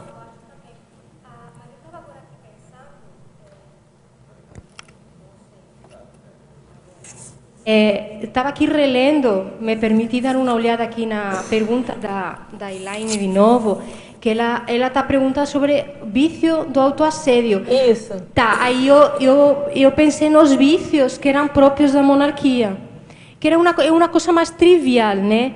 Não sei se você se referia a isso também na tua pergunta, acho que sim, né? Eu acho que eu peguei. Então é assim, se a gente fala do tipo de vício que gerava mais autoassédio na monarquia, mas assim, não falando de uma questão tão profunda como a gente conversou, sino mais as coisas mais triviais. Que tipo de vício tinha na monarquia? Era material, suntuosidade, o prazer da comida e da sexualidade. Isso era o básico, e o poder. Que é o trinômio do autoassédio lá que o professor Valdo falava, né? Sexo, dinheiro, poder. Exatamente. Então, que é o trio. Mas agora, esse trio, aí eu faço uma pergunta para vocês. Pode ser colocado também no clero? Sim, lógico que sim. Tá tudo, até hoje, né? Então. Tem um padre lá que foi... Ter um problema no motel. É muito interessante. Recente. Diga lá. Adriana, você colocou aqui esses 6 que você destacou, né, da desestigmatização. Acho perfeito isso aqui. E o que a gente observa, às vezes, a pessoa tem muito dificuldade de fazer a autocrítica, né? O que você sugere aqui para a pessoa poder desenvolver mais a condição da autocrítica? Porque, às vezes, a pessoa ela tende a fazer narrativas que, ora, ela se coloca de vítima, ora, ela se coloca como a que está fazendo assistência. Na verdade, ela fez burrada, fez isso, fez aquilo, e ela cria, né, mecanismo de defesa do ego, né? Ela cria uma série de, vamos dizer assim, escudos, muralhas, para não fazer autopesquisa, não fazer autocrítica, não fazer o autoenfrentamento. Então, o que você daria de sugestão para que realmente se faça essa autocrítica profunda? Olha, o que eu vejo é o seguinte, qual é uma das grandes dificuldades da autocrítica? É justamente quando tem esse processo de, primeiro, a pessoa acaba ela ficando ou na subestimação ou na subestimação. E oscila. Então a gente vê casos, a pessoa oscila. Uma hora ela se acha o melhor do cosmos, outra ela acha o pior do que o cocô do cavalo do bandido, né? Então fica nessa oscilação. Eu vejo que uma das coisas que ajuda o autodesassédio é na hora de você começar a fazer tudo isso que eu estou falando aqui. É você começar a olhar realisticamente para você e tentar não dramatizar. Porque um grande problema que eu vejo, se a pessoa ela tem muito autoassédio, se ela não se perdoa, por exemplo, por um erro, como que ela vai ter uma autocrítica real? Ela não vai aguentar. Não sei se você concorda. Então, vamos supor, uma pessoa que ela faz muito as tintas, a tinta é muito pesada na hora de fazer uma crítica. Quem tem muito autoassédio, quer dizer, o que é autoassédio? Ela vai ficar se martirizando, ela às vezes não vai ter fôlego, ela não aguenta, ela vai começar a olhar um defeito e vai pirar. Por quê? Tem uma ideia equivocada de, então, eu tenho que sofrer, isso pode ser um autoassédio. A gente coloca lá numa opção, né, a ideia do sofrimento purificador. Se a pessoa tem esse mito do sofrimento purificador, ela vai ficar sofrendo, então ela vai ver. Então, se ela vê um erro, ela vai ter que entrar no sofrimento. E se entrar no sofrimento, ela não vai conseguir sair. E aí vai ser muito difícil se olhar como realmente é. Então, eu vejo que esse processo de conscientização, que a gente está falando aqui, entender que todo mundo tem, eu tenho o teto da minha competência, aqui até eu vou, aqui eu não tenho. Então, que eu posso, que eu não preciso, a improdutividade de uma autoculpa paralisante. Eu vejo que isso que vai ajudar a se olhar com uma certa clareza. Porque a pessoa não vai sucumbir às suas próprias críticas. E aí ela vai ser aberta a ouvir do outro. Agora, aí entra na autoconfiança intelectual. Eu observo também que às vezes a pessoa ela tem medo justamente de fazer essa autocrítica, né, para descobrir as coisas ou enfrentar.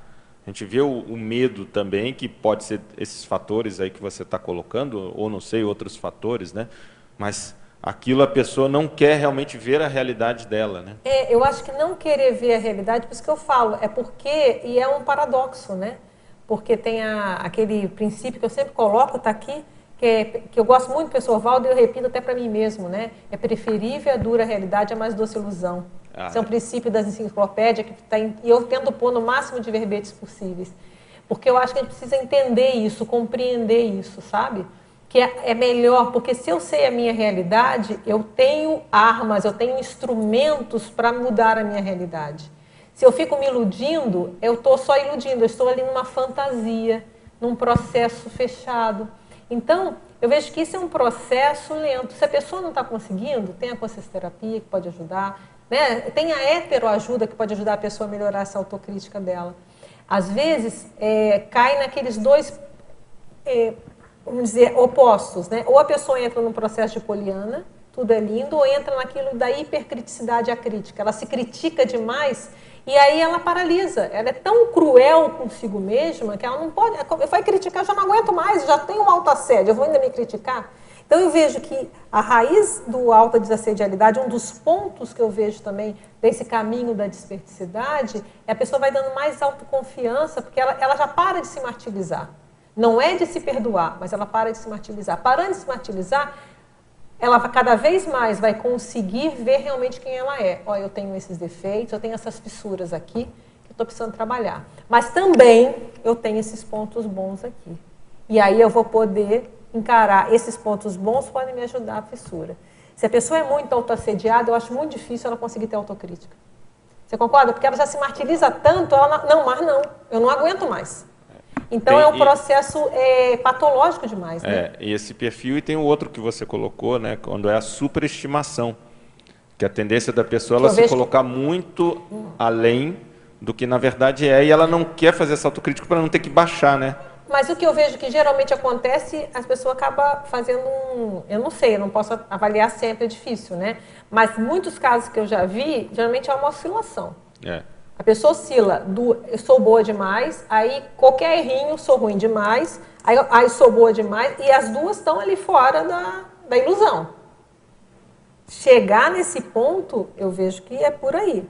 É primeiro diminuir o autoassédio, começar a entender que ficar se martirizando não adianta, não é uma culpa improdutiva, errou, todo mundo erra, mas vamos consertar. Eu começo a consertar por onde? E vou morder a língua para não continuar errando nisso aqui. Posso errar em outras coisas, errar vai errar, mas nisso aqui tentar não errar. Eu vejo que esse é o movimento, sabe, lógico, para a gente aumentar a nossa autocrítica, eu vejo que passa pelo autodesassédio. Porque fica aberto abre para poder encarar as realidades, seja ela qual for, sem sucumbir a si mesmo. É por aí que eu penso. Tá bom? Perfeito. Vamos lá. Polinômio, bom ânimo, bom humor, bom tom e juízo cosmoético. Eu vejo que isso aqui anda junto, tem a ver com desassédio, né? A gente até falou ontem, segunda. Bom ânimo está sempre positivo. Bom humor, consigo levar os problemas da vida de uma forma mais leve. Bom tom, a educação faz parte. E o juízo cosmoético, começar a analisar as realidades de uma forma mais cosmoética.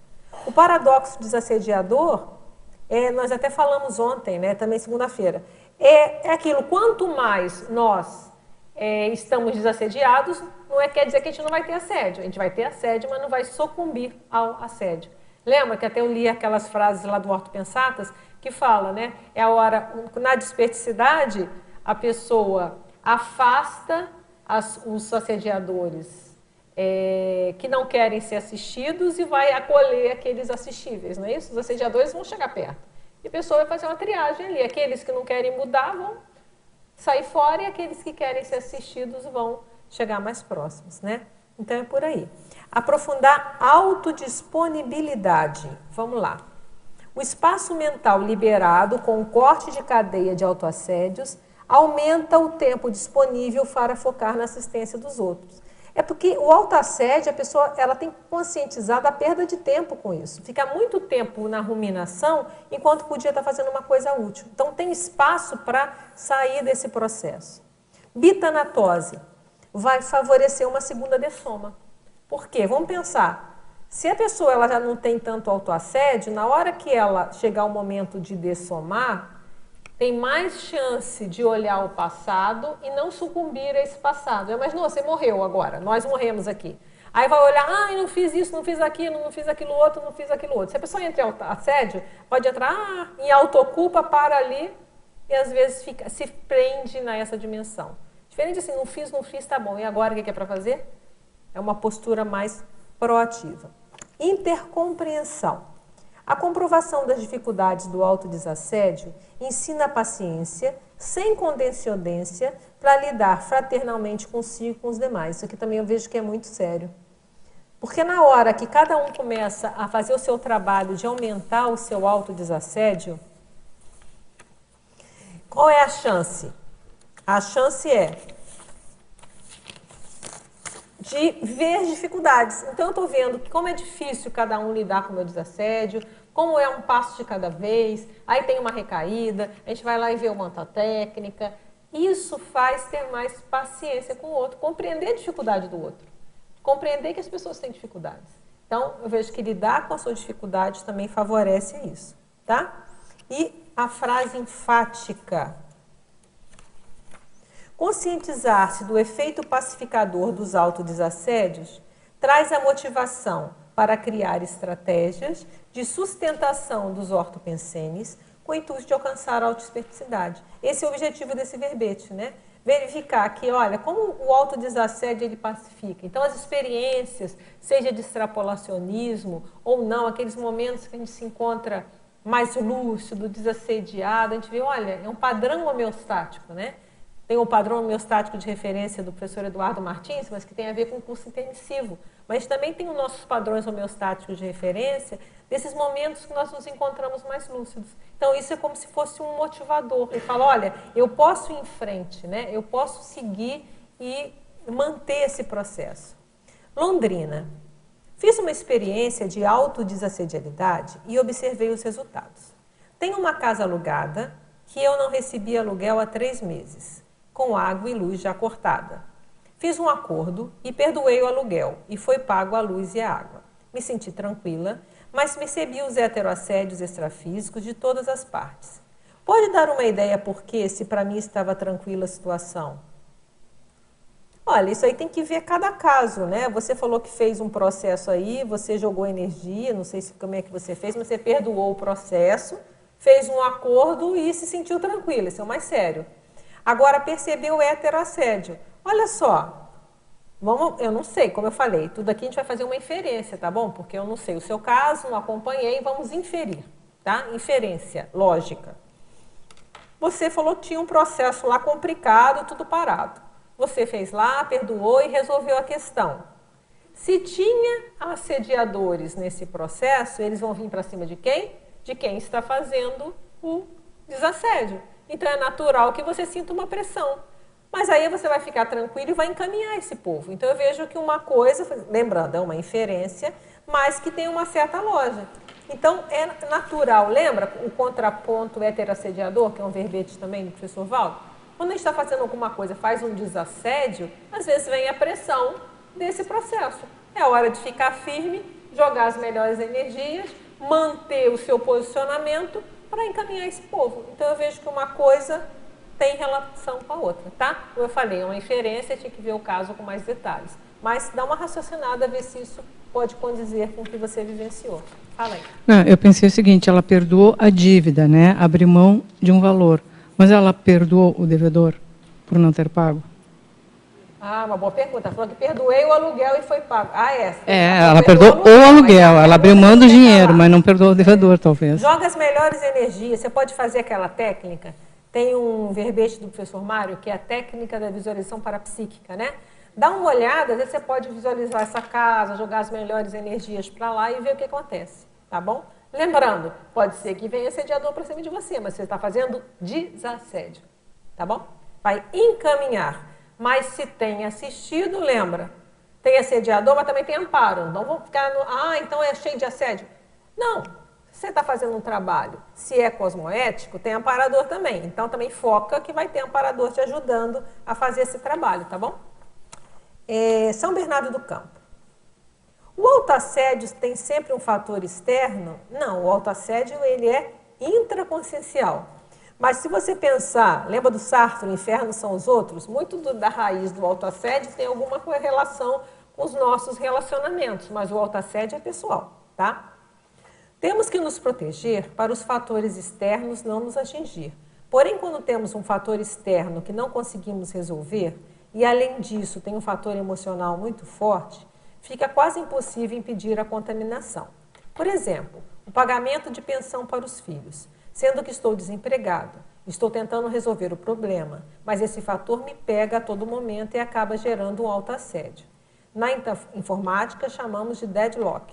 O autoassédio bloqueia a solução e a solução não chega, gerando autoassédio. Tem algum material, ou curso ou livro sobre assunto específico? Olha só, você vive uma condição ali de informática, nós temos um especialista aí. Você quer falar alguma coisa? Pega aí. É porque, pela descrição, não parece condição de deadlock, não.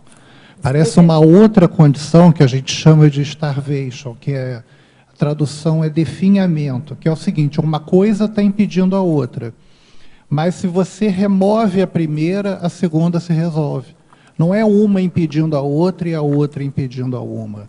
Tem aí uma raiz que pode ser eliminada, que pode ser melhorada e que aí vai abrir todo o resto. É questão de chegar nesse ponto.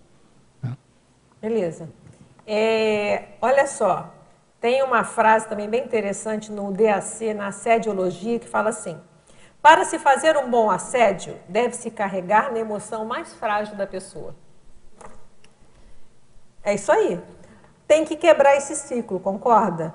Então, olha só, o que está acontecendo aqui? O Oswaldo já te explicou ali, que já deu uma solução ali da situação. Mas olha só, tá? Você tem um autoassédio, bloqueia a solução não chega ao autoassédio. Então, você está num processo complicado.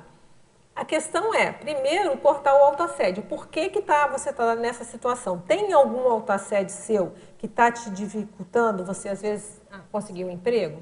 Não é? Porque aí você pode começar, você está desempregado, vai tentar... O que te impede de ir lá conversar com a mãe das crianças e ver, olha, a situação está assim ou assada. Então, tem que começar a pensar soluções. Autoassediado é muito difícil, você tem razão. Entra um ciclo, mas a única pessoa que pode quebrar esse ciclo é você. Então, às vezes, você pode fazer aquilo. Chega em casa um dia, calma, ou pode ser um dia de manhã, pega um domingo, ou um dia que você esteja tranquilo, toma um bom banho, trabalha as energias, não sei se você já conhece o trabalho de energia, de fazer o estado vibracional, né? Você vai trabalhar suas energias e você vai pensar sobre esse assunto de uma forma mais lúcida possível. Qual o problema? Elencar a realidade. Lembra? A melhor dura realidade é uma doce ilusão. Qual é a minha realidade hoje? Estou desempregado, tenho papapá, como é que está a situação hoje? E aí você vendo isso sem emoção, dentro do possível, então por isso que a gente fala de manhã, você pode começar a chamar os amparadores, ou os amparadores podem ter mais facilidade de te dar alguma inspiração sobre o que fazer. Por onde eu começo?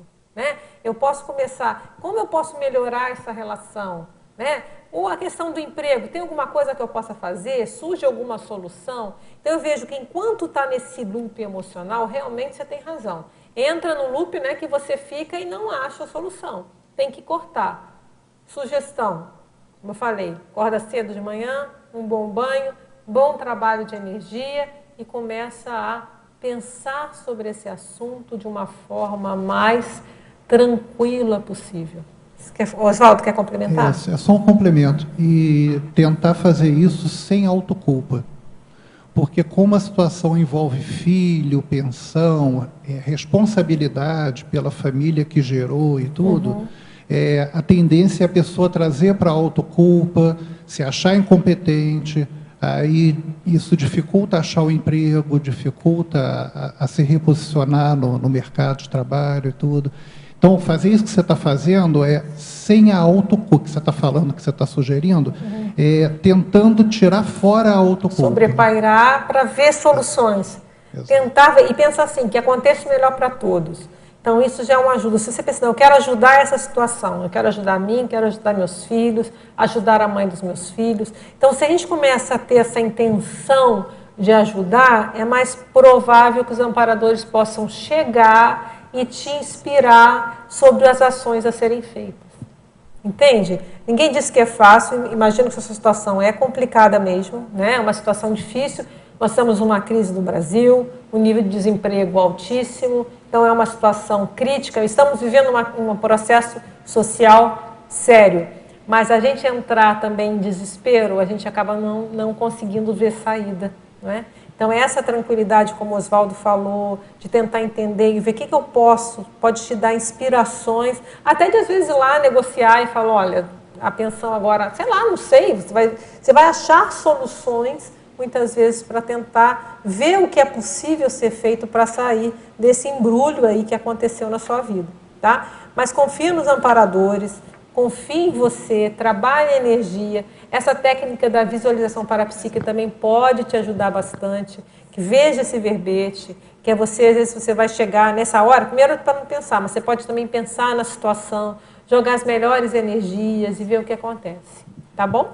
Então, você falou livros, cursos, eu vejo que os cursos da Conscienciologia, eles vão te ajudar, não sei o seu nível, se você já fez algum curso, não fez, a gente fica difícil de saber. Mas tem muitos cursos importantes. Tem o Balanço Existencial, que ajuda bastante, mas não sei se vai ter condições de vir aqui, mas pode entrar em contato com a Apex, né? Tem tem ainda, né, o atendimento lá na Apex, o CAPEX, que pode ajudar nessa questão de orientação profissional também para você, mas aí você teria que vir aqui à Foz, não sei a sua facilidade para isso.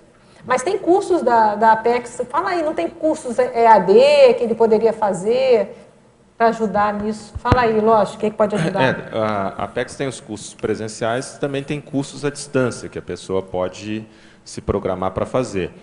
Para ela ter informações, entra no site www.apexinternacional.org. Então, apexinternacional.org. E tem esse serviço que a Adriana comentou, que é o CAPEX, Serviço de Apoio Existencial, cujo objetivo é dar um suporte a decisões relativas à PROEX.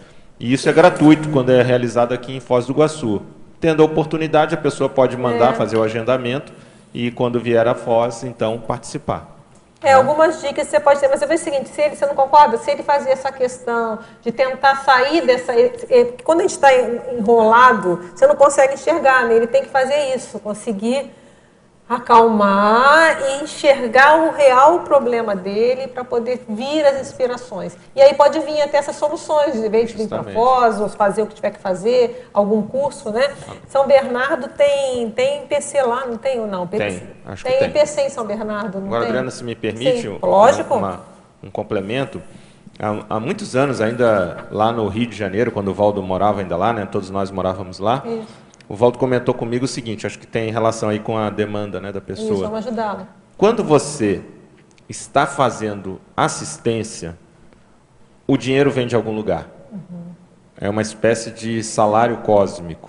Ele usou até esse termo, salário cósmico. Interessante. Então, se a pessoa realmente estiver trabalhando, fazendo assistência, e aí ela tem que ver o quanto ela está fazendo e em que nível. Às vezes ela está fazendo, mas não no nível que ela pode fazer. Os caminhos começam a se abrir. Então, para a pessoa pensar, né? Nessas reflexões. Que o dinheiro, se a pessoa estiver... Porque é um trabalho em equipe com os amparadores, né? É um trabalho em equipe. Os amparadores têm interesse que a pessoa tenha aquelas condições para poder fazer o trabalho ainda mais sério. Então, a pessoa, de repente, pensar nisso também. Porque, às vezes, eu vejo muita pessoa colocar assim, não, por que eu vou pensar nos outros? Primeiro eu tenho que cuidar de mim para poder cuidar dos outros. Então, ela coloca isso como condição, e é essa condição que as coisas não andam. Boa lembrança, muito bom. Então, lembra de fazer isso, pensar com calma, a gente já deu algumas dicas. São Bernardo do Campo tem IPC, então também você pode ir lá fazer alguns cursos que pode te ajudar. Isso, só a questão financeira, tudo você pode ir lá negociar, conversar, tudo é conversado, né? Mostra a sua situação lá, achar uma solução. Para Itamar em São Bernardo não vai ter, né? Não está previsto. Então tá, então quer dizer, veja isso e depois você pode mandar mais perguntas para nós aqui. Adriana, sim, por favor. E no caso aí de uma pessoa, como a gente pode ajudar ela, que ela fica ruminando e assim é frequente isso e a gente vê que ela pega um gatilho, às vezes é lá da monarquia, que ela acessa esse gatilho, é alguém que liga para ela, é algum caso e ela fica ruminando isso. É uma pessoa que conhece Conscienciologia há muitos anos, faz curso, mas ela não se percebe, entende? Ela não se percebe que o gatilho é ela que aciona e ela fica assediada. Como a gente poderia ajudar essa pessoa? Olha só, lembra, a opção é pessoal, né? Então, a gente tem que tomar... Um dos grandes autoassédios, está escrito aqui também, hoje é engraçado, né? Nem sempre vem, mas está batendo tudo com as... Fala assim que do maior autoassédio é a pessoa... Aqui, ó. O pior autoassédio é a consciência ao não se reconhecer que está assediada. Isso mesmo, é bem esse ponto. Ela não se reconhece. Está aqui no assedialidade. O pior autoassédio é o da consciência ao não reconhecer que está assediado. Então, o que acontece? Às vezes não é simples. E a gente não pode fazer o chamado estrupo evolutivo. E uma coisa que não funciona, isso aí de experiência própria, se a pessoa está assediada, você fala com ela que ela está assediada, ela vai ficar mais assediada e não vai resolver. Né? Isso aí, acho que todo mundo já passou por essa experiência, não é? Então, isso não funciona. Mas, pensa o seguinte, quando houver a chance, a oportunidade, você tenta ser sincero com essa pessoa. Há um preço, a pessoa pode ficar muito pé da vida com você e ficar até de mal contigo. É o preço da sinceridade. Então, é uma dificuldade. Eu não consegui fazer ainda. Pois e é tempo já porque que eu tô é muito percebendo, difícil, porque tem essa história, né? Tem que ser a pessoa certa, o momento certo, na hora certa, com a testemunha correta. Então, nem sempre a gente consegue isso. Então, o que eu penso? Se você quer mesmo ajudar essa pessoa, começa a pensar positivo e veja assim, na hora pode ser que surja, quando você menos espera, o assunto ande para esse lado, e aí você sente, tem amparador, como é que está a situação, e você pode ir abordando com calma. Mas é delicado, sabe? Porque é visível muito delicado. Né? Mas você está falando perfeito. É muito fácil a gente ver a cantilena no outro, né? Porque parece que é o disco arranhado mesmo. Começa a falar a mesma coisa. Não é? Uhum. E aí, como que a gente vai abordar? Isso nem sempre é simples. Entende? Então, às vezes, pode dar um livro, pode dar um verbete, com um jeito, e essa não tem fórmula para isso. Não tem fórmula. Mas eu vejo o seguinte, sabendo que isso tem preço. Tem que saber, se não fizer muito bem feito, pode ser que a pessoa fique até muito brava com você. Então, tem que saber a hora de mostrar ou de desconversar. Não é simples. Tá? Okay. Mas eu já tive experiência também muito boa, assim, de você ir devagar e de repente o contexto aparece, o assunto, a pessoa puxa o assunto. Não é nem você. Opa, tipo assim, levantou a bola. Opa, é agora. Aí você fala com calma, às vezes fala de uma terceira pessoa, ou fala, não, olha, comigo acontece uma coisa assim, e você vai tentando ajudar dentro do possível. Mas isso não é simples, não. Mas é bom, se a gente não quer aprender a ser assistente, tem que treinar. É uma forma de treinar. Okay. Tá bom? Só que vai com calma, muita calma nessa hora. Sra. Adriana, aquela técnica da visualização também, né? Seria importante, né? Às vezes a pessoa não tem, assim, né, o momento de falar, ela não está aberta para ouvir. Então, pode ajudar, né? Pode ajudar a enviar energia para ela. Jogar né? energia positiva para a pessoa. Isso. Mas é interessante esclarecer, mas tem que saber a hora de esclarecer. Porque não pode ser na hora que a pessoa está no processo. Porque se houver liberdade, eu já tive casos assim, de pessoas que eu tenho muita confiança e de conseguir a pessoa falar assim, olha, quando eu tiver, você me avisa. E a gente cria um código. Já aconteceu comigo. E aí a gente criou um código com a pessoa. Quando a pessoa começa, assim, ela está no meio de muitas pessoas, aí é um toque que dá, que a pessoa já sabe. Então, se houver esse nível de cumplicidade, pode chegar nesse nível. De você, olha, me avisa, mas aí você já vai ter que estar num nível acima, né? Me avisa. Quando você vê que eu estou começando, me avisa. Até convidei, vamos caminhar, porque eu sei que para mim, quando eu vejo que alguma coisa que pega, eu vou caminhar, fazer uma caminhada. Exatamente, os gatilhos do autoassédio. Mas convidei, não, mas eu não gosto de caminhar, não vou caminhar, não. Daí deita na cama e fica lá meio dia na cama e a gente percebe. Fica complicado. Né? Uma pessoa que tem ectoplasta, tem energia. Mas aí você pode chegar num ponto de ir mais sério nesse caso, de falar, pelo menos, para a pessoa, olha, ficar assim não está legal, por que você não vai fazer uma consciência terapia? Por exemplo, hoje tem consciência terapia, tem vários grupos de consciência terapia, aqui tem um monte de grupos de consciência terapia aqui, ó. Cadê? Tiraram daqui. Mas tem vários grupos agora começando de consciência terapia de grupo, pode fazer consciência terapia individual, tem atendimento individual lá na consciência terapia também, tem, não tem? Tem o... Acho que tem. Na OIC, acho que tem na domingo à tarde, né? Que tem o colóquio, não, mas acho que tinha o atendimento gratuito também, não sei se ainda tem. Tem alguém da consciência terapia aqui? Segunda-feira. Então, eu acho que isso você pode intervir. Se está nesse nível da pessoa ficar um dia inteiro deitada, aí já você vai ter que, talvez, aí já mudou de figura, você entende? Uma coisa é uma coisa eventual. Aí, às vezes, você pode chegar e falar assim, olha, eu acho que seria interessante você procurar ajuda. Sim. E ela busca informação, porque até num atendimento, e ela disse, vamos lá com o Mário fazer um atendimento. Isso, tem na CIP também. E ela chegou em casa e colocou trabalhar a energia, só que ela não faz. sabe? Vamos trabalhar energia, vamos trabalhar outra, né? Só que, mas é para mim trabalhar na prática, sabe? Com movimento, só que não faz daí. Olha, é aquela história, opção. A pessoa tem que querer. Mas eu acho que se está nesse nível de ficar parado desse jeito, você pode conversar na boa com a pessoa. Olha, eu acho que era interessante você buscar ajuda e levar, se for o caso, põe no carro, se a pessoa querendo, obviamente, né? Você ajudar no que for possível. Levar, conversar lá, seja onde a pessoa tenha mais afinidade. Por isso que eu falei, tem a consciencioterapia, tem a questão do Apex, tem várias opções hoje, né? Tem várias opções. Então, às vezes a pessoa tenta várias numa, a pessoa se identifica melhor, mas eu acho que tem que fazer um movimento, porque aí, concorda? Já está ficando o dia inteiro na cama e já a coisa está ficando grave.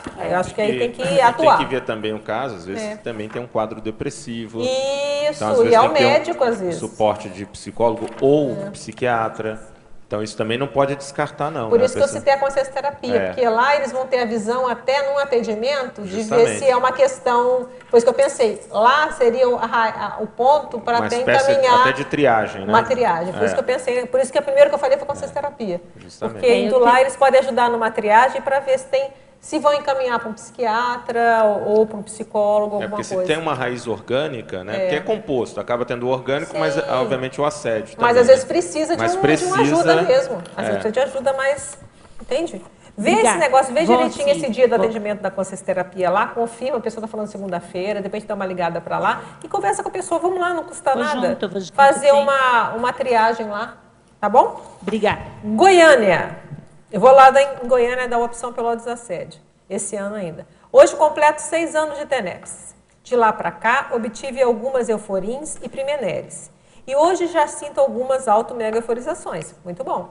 Quais foram as principais mudanças percebidas lucidamente por ti na condição de tenepsista? Olha, uma das grandes condições, eu já escrevi sobre isso, que é assim, é um artigo que tem na revista Consciência, que fala TENEPS, base do epicentrismo lúcido. Eu vejo que a TENEPS ela é a base para a gente aprender a trabalhar com energia, aprender melhor a conexão com os amparadores, fenômenos, a questão de extrapolacionismo parapsíquicos, da gente rever, vai ter mais cosmoética no nosso dia a dia, porque naquela técnica que a gente repassar o dia antes do início da TENEPS, é possível, nessa repassada, ficar mais claro através da energia as nossas pisadas de bola, ou aquilo que a gente acertou e aquilo que a gente errou. Então, eu vejo que a TENEPS ela é realmente uma ferramenta de autocapacitação. Eu escrevi também um verbete, acho que é TENEPS autocapacitadora, se eu não me engano o nome. Então, eu vejo que a TENEPS ela é muito boa, ela não tem um grande elemento. E aí entra aquilo que o Lost falou, né? Na hora que a TENEPS, que é um processo que a gente vai ajudar os outros, nós nos ajudamos e nos capacitamos muito. Então, eu vejo que a TENEPS é por aí, tá bom? Vamos para a Espanha. Você traz na quarta linha da fatologia, ok? Você traz as consequências da autovigilância quanto ao teor dos solilóquios. Frequentemente, comento com minha família sobre essa autovigilância que passei a tentar fazer durante meu dia a dia. Eles não concordam com tal comportamento mecanizado, pouco ou nada espontâneo. Numa sociedade onde o emocionalismo é um valor, vejo que não é fácil justificar tal atitude. Que argumento você pensaria, poderia comentar? Olha, você faz isso, a família não precisa saber o que você está fazendo. É uma questão simples, porque não é mecanizado. De repente, a forma que você está fazendo, eles estão considerando mecanizado, pouco espontâneo. Então, eu acho que é um tipo de coisa que você faz mais na sua, né? Você pode... Lembra do que eu falei do... Serve para você, pega o negócio do solilóquio, você pode fazer até uma planilha, né? Eu tenho essa planilha que eu passo lá no opção, né? Então, você pega aquelas perguntas, faz um... Porque você tem que ver se... Aí eu não sei, você que tem que estudar, para eles acharem que é mecanizado e pouco espontâneo, eu não sei, será que você está meio... Como é que eu vou dizer? Está te reprimindo a sua espontaneidade? Ou será que é eles que estão vendo assim ou tem algum fator de verdade? Então, isso você vai ter que analisar, só você que pode ver, né? Se por acaso eles têm razão nisso, que às vezes você está pouco espontânea, ou se não, se é a interpretação deles. Eu acho que você tem que fazer esse diagnóstico, né? E, às vezes, a gente faz isso em silêncio, não precisa eles estarem sabendo o que você está fazendo, entende? Agora, que eu vejo que é importante pensar no solilóquio é assim, é autopesquisa. É assim que a gente vai entender e nos conhecer melhor e fazer as nossas autocríticas. A gente vai ver o que a gente tem de bom, o que não tem. Então, acho que é por aí, tá? Trinômio.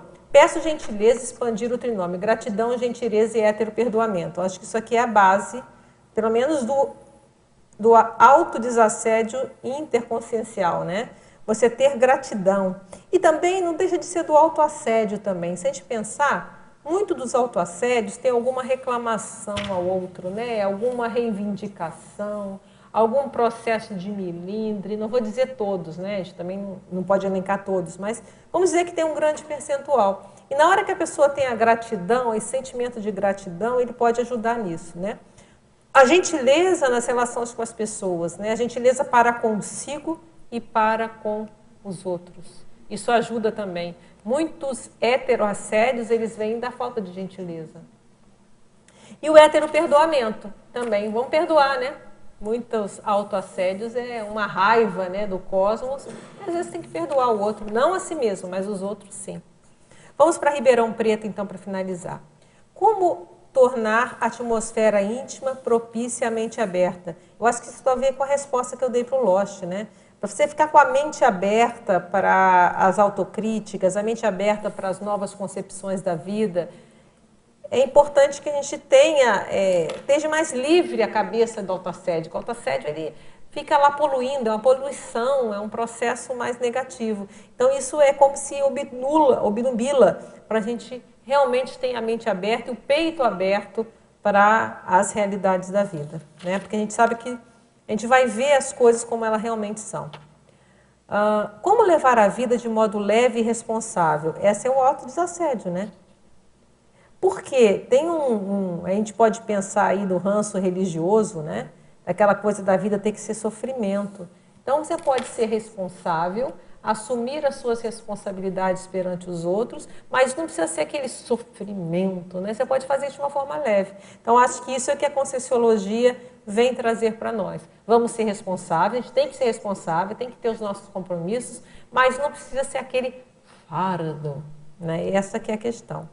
Não é um paradoxo raro de se encontrar? Geralmente, leva-se a vida de modo leviano e irresponsável, perfeito, ou rígido e irresponsável. Então, isso aqui, eu diria que é uma estigma, que o responsável tem que ser rígido. E o irresponsável é realmente o leviano e irresponsável, sim. Mas leve não é leviano. Leviano é uma coisa, é uma acepção de você não se preocupar com nada. Leve é diferente. Esse eu acho que é o grande objetivo, pelo menos eu estou tentando, nem sempre é fácil. É você tentar ser mais leve, né? Eu vejo que na hora que se tira o autoassédio, eu acho que vai aumentando o nível de leveza, porque você não tem aquele fardo dentro de você mesmo, tá? Então, veja se isso não é um estigma, né? Achar que toda responsabilidade é rigidez, não é. Igual, isso eu falo, né, na questão da maturidade. Ser maduro não quer dizer ser rígido. Ser maduro não quer dizer ser obsoleto. Às vezes a maturidade ela é positiva. Tá? Aí entra o mito da juventude. Tecnologia. Como aplicar as técnicas do detalhismo e exaustividade às pesquisas do autodesassédio? Olha, eu acho que é tudo que a gente falou aqui até agora, né? É ver, como a gente falou com a colega lá que está estudando solilóquio, ela vai usar com detalhismo e exaustividade a questão, como eu penso, como as minhas reações energéticas, como que funciona na hora que eu estou assediado, com as repercussões disso em mim e nos outros. Quando eu estou desassediado, quais as repercussões em mim e nos outros. Isso é uma forma de a gente aplicar o detalhismo e a exaustividade nessa pesquisa. Eu não vejo outro caminho. Eu vejo que para chegar na desperticidade, que é a meta de todos nós, pelo menos de quem está querendo evoluir lucidamente, o trabalho começa em aumentar a autodesassedialidade de uma forma prática. E é isso que eu estou tentando fazer, anatomizar essa autodesassedialidade, ver as facetas disso para facilitar, pelo menos para mim, e tentar ajudar os outros, a gente ver aonde ainda pega, aonde são os empecilhos para a gente chegar nessa condição total de desassédio. Benefícios. Quais as diferenças entre holosfera e psicosfera? Olha, isso é uma pergunta que não é simples, não. Isso tem que olhar com calma lá nos livros do professor Valdo, sabe? mas às vezes dá confusão isso mesmo, né? É quase sinônimo, né? Holosfera e psicosfera, né? Praticamente sinônimo, né? E depois passou para a holosfera, é isso mesmo, né? O Lost está ali confirmando. Isso aí é praticamente sinônimo, tá? Tá certo? Gente, olha, muito obrigada pela presença de todos. Foi um prazer estar aqui, o debate foi bem produtivo, tá certo? Agradeço aos tertulianos, aos teletertulianos, consegui responder a todo mundo hoje de novo. Muito obrigada pela participação de vocês. Vocês mantêm esse debate aqui, continuem firmes, tá? Os paratertulianos. E até uma próxima oportunidade, tá bom? Vamos então aos comerciais. As pontuações da tertúlia de hoje são 27 assinaturas no livro de presença, 9 perguntas presenciais e 25 perguntas online. Teremos 5 recados. A Mara Vargas com o curso 40 Manobras Energéticas, a Marta Brito com o curso Parapsiquismo na História da Filosofia, a Terezinha Mello com o programa Verbetografia, a Jacinta dos Santos com TPC, Teoria e Prática da Conscienciologia, e a Nilza Martins com Diálogos Tenepsológicos. Boa tarde. A CIP convida todos a participarem do curso 40 Manobras Energéticas, que acontecerá de 16 a 19 de fevereiro, aqui em Foz do Iguaçu, na sede da CIP no Discernimento. É um curso prático, sem pré-requisitos, com o professor Epicom Mário Oliveira, onde o aluno tem a oportunidade de vivenciar a assimilação, a desassimilação energética, o arco voltaico, a assistência a outras consciências, aprende a lidar com situações de vampirização energéticas, de bloqueios e desbloqueios de fluxos energéticos. São 3 dias de trabalho intenso com as manobras energéticas e debates. No final do curso, o aluno percebe ser capaz de replicar no seu dia a dia aquilo que vivenciou durante o curso. As inscrições pelo telefone 45 2102 1421, 2102 1421 e também através do e-mail acip@cip.com. As vagas são limitadas. Obrigada. Boa tarde. No próximo fim de semana, 11 e 12 de fevereiro, será ministrado pelo professor Alexandre Zaslavski o curso Parapsiquismo na História da Filosofia, na sede da CIP no Discernimento. É um curso que auxilia o entendimento da importância do parapsiquismo para a história da filosofia e a interação possível entre parapsiquismo e a racionalidade. Tópicos do curso: filósofos que estudaram parapsiquismo, filósofos parapsíquicos, o parapsiquismo entre a ciência, a opinião e a religião, principais filósofos relacionados à conscienciologia e filosofia.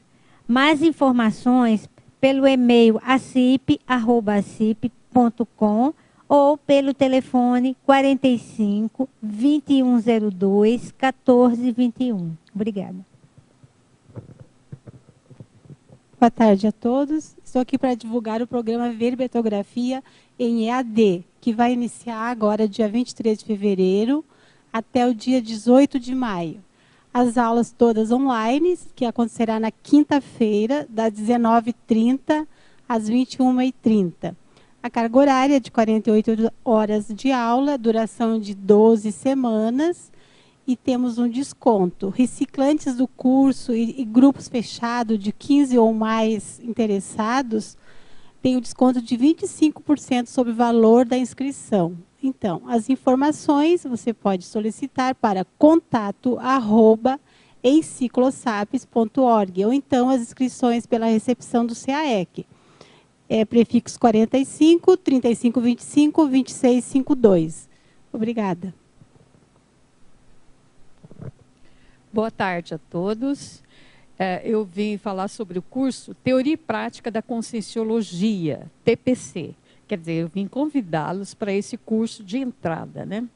Esse curso, ele tem como objetivo os conceitos essenciais da Conscienciologia e proporcionar aos alunos experimentos práticos para a pesquisa de si mesmo, para o autoconhecimento aprofundado, para psiquismo lúcido e a interassistência em prol da evolução consciencial.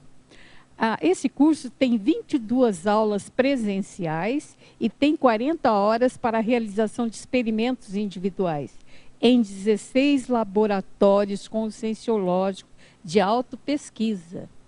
Ele acontecerá aos sábados, das 9h30 às 11h30, e depois à tarde, das 14h30 às 19h, com intervalo. Vai começar no dia 11 de março e vai até 17 de junho. Esses sábados, portanto, são alternados, viu? Não são sábados seguidos. Mais informações vocês podem colher na recepção do CAEC, que é 45 35 25 26 52. Obrigado. Boa tarde a todos os tertulianos e teletertulianos. Estamos aqui para convidá-los para o diálogo tenepsológico. Esta é uma atividade gratuita que ocorrerá no último sábado de cada mês, das 15 às 17 horas, de modo que neste mês de fevereiro será o dia 25. Esta atividade é promovida pela ICTNEPS, cuja sede está localizada no Discernimento, a sala 205, na Avenida Felipe Vancher. Neste evento, as pessoas terão a oportunidade de dialogar sobre seu laboratório tenepsísticos e trazendo seus questionamentos e elucidando as suas dúvidas a respeito das práticas da tarefa energética pessoal. Estão todos convidados, esperamos vocês. Obrigada.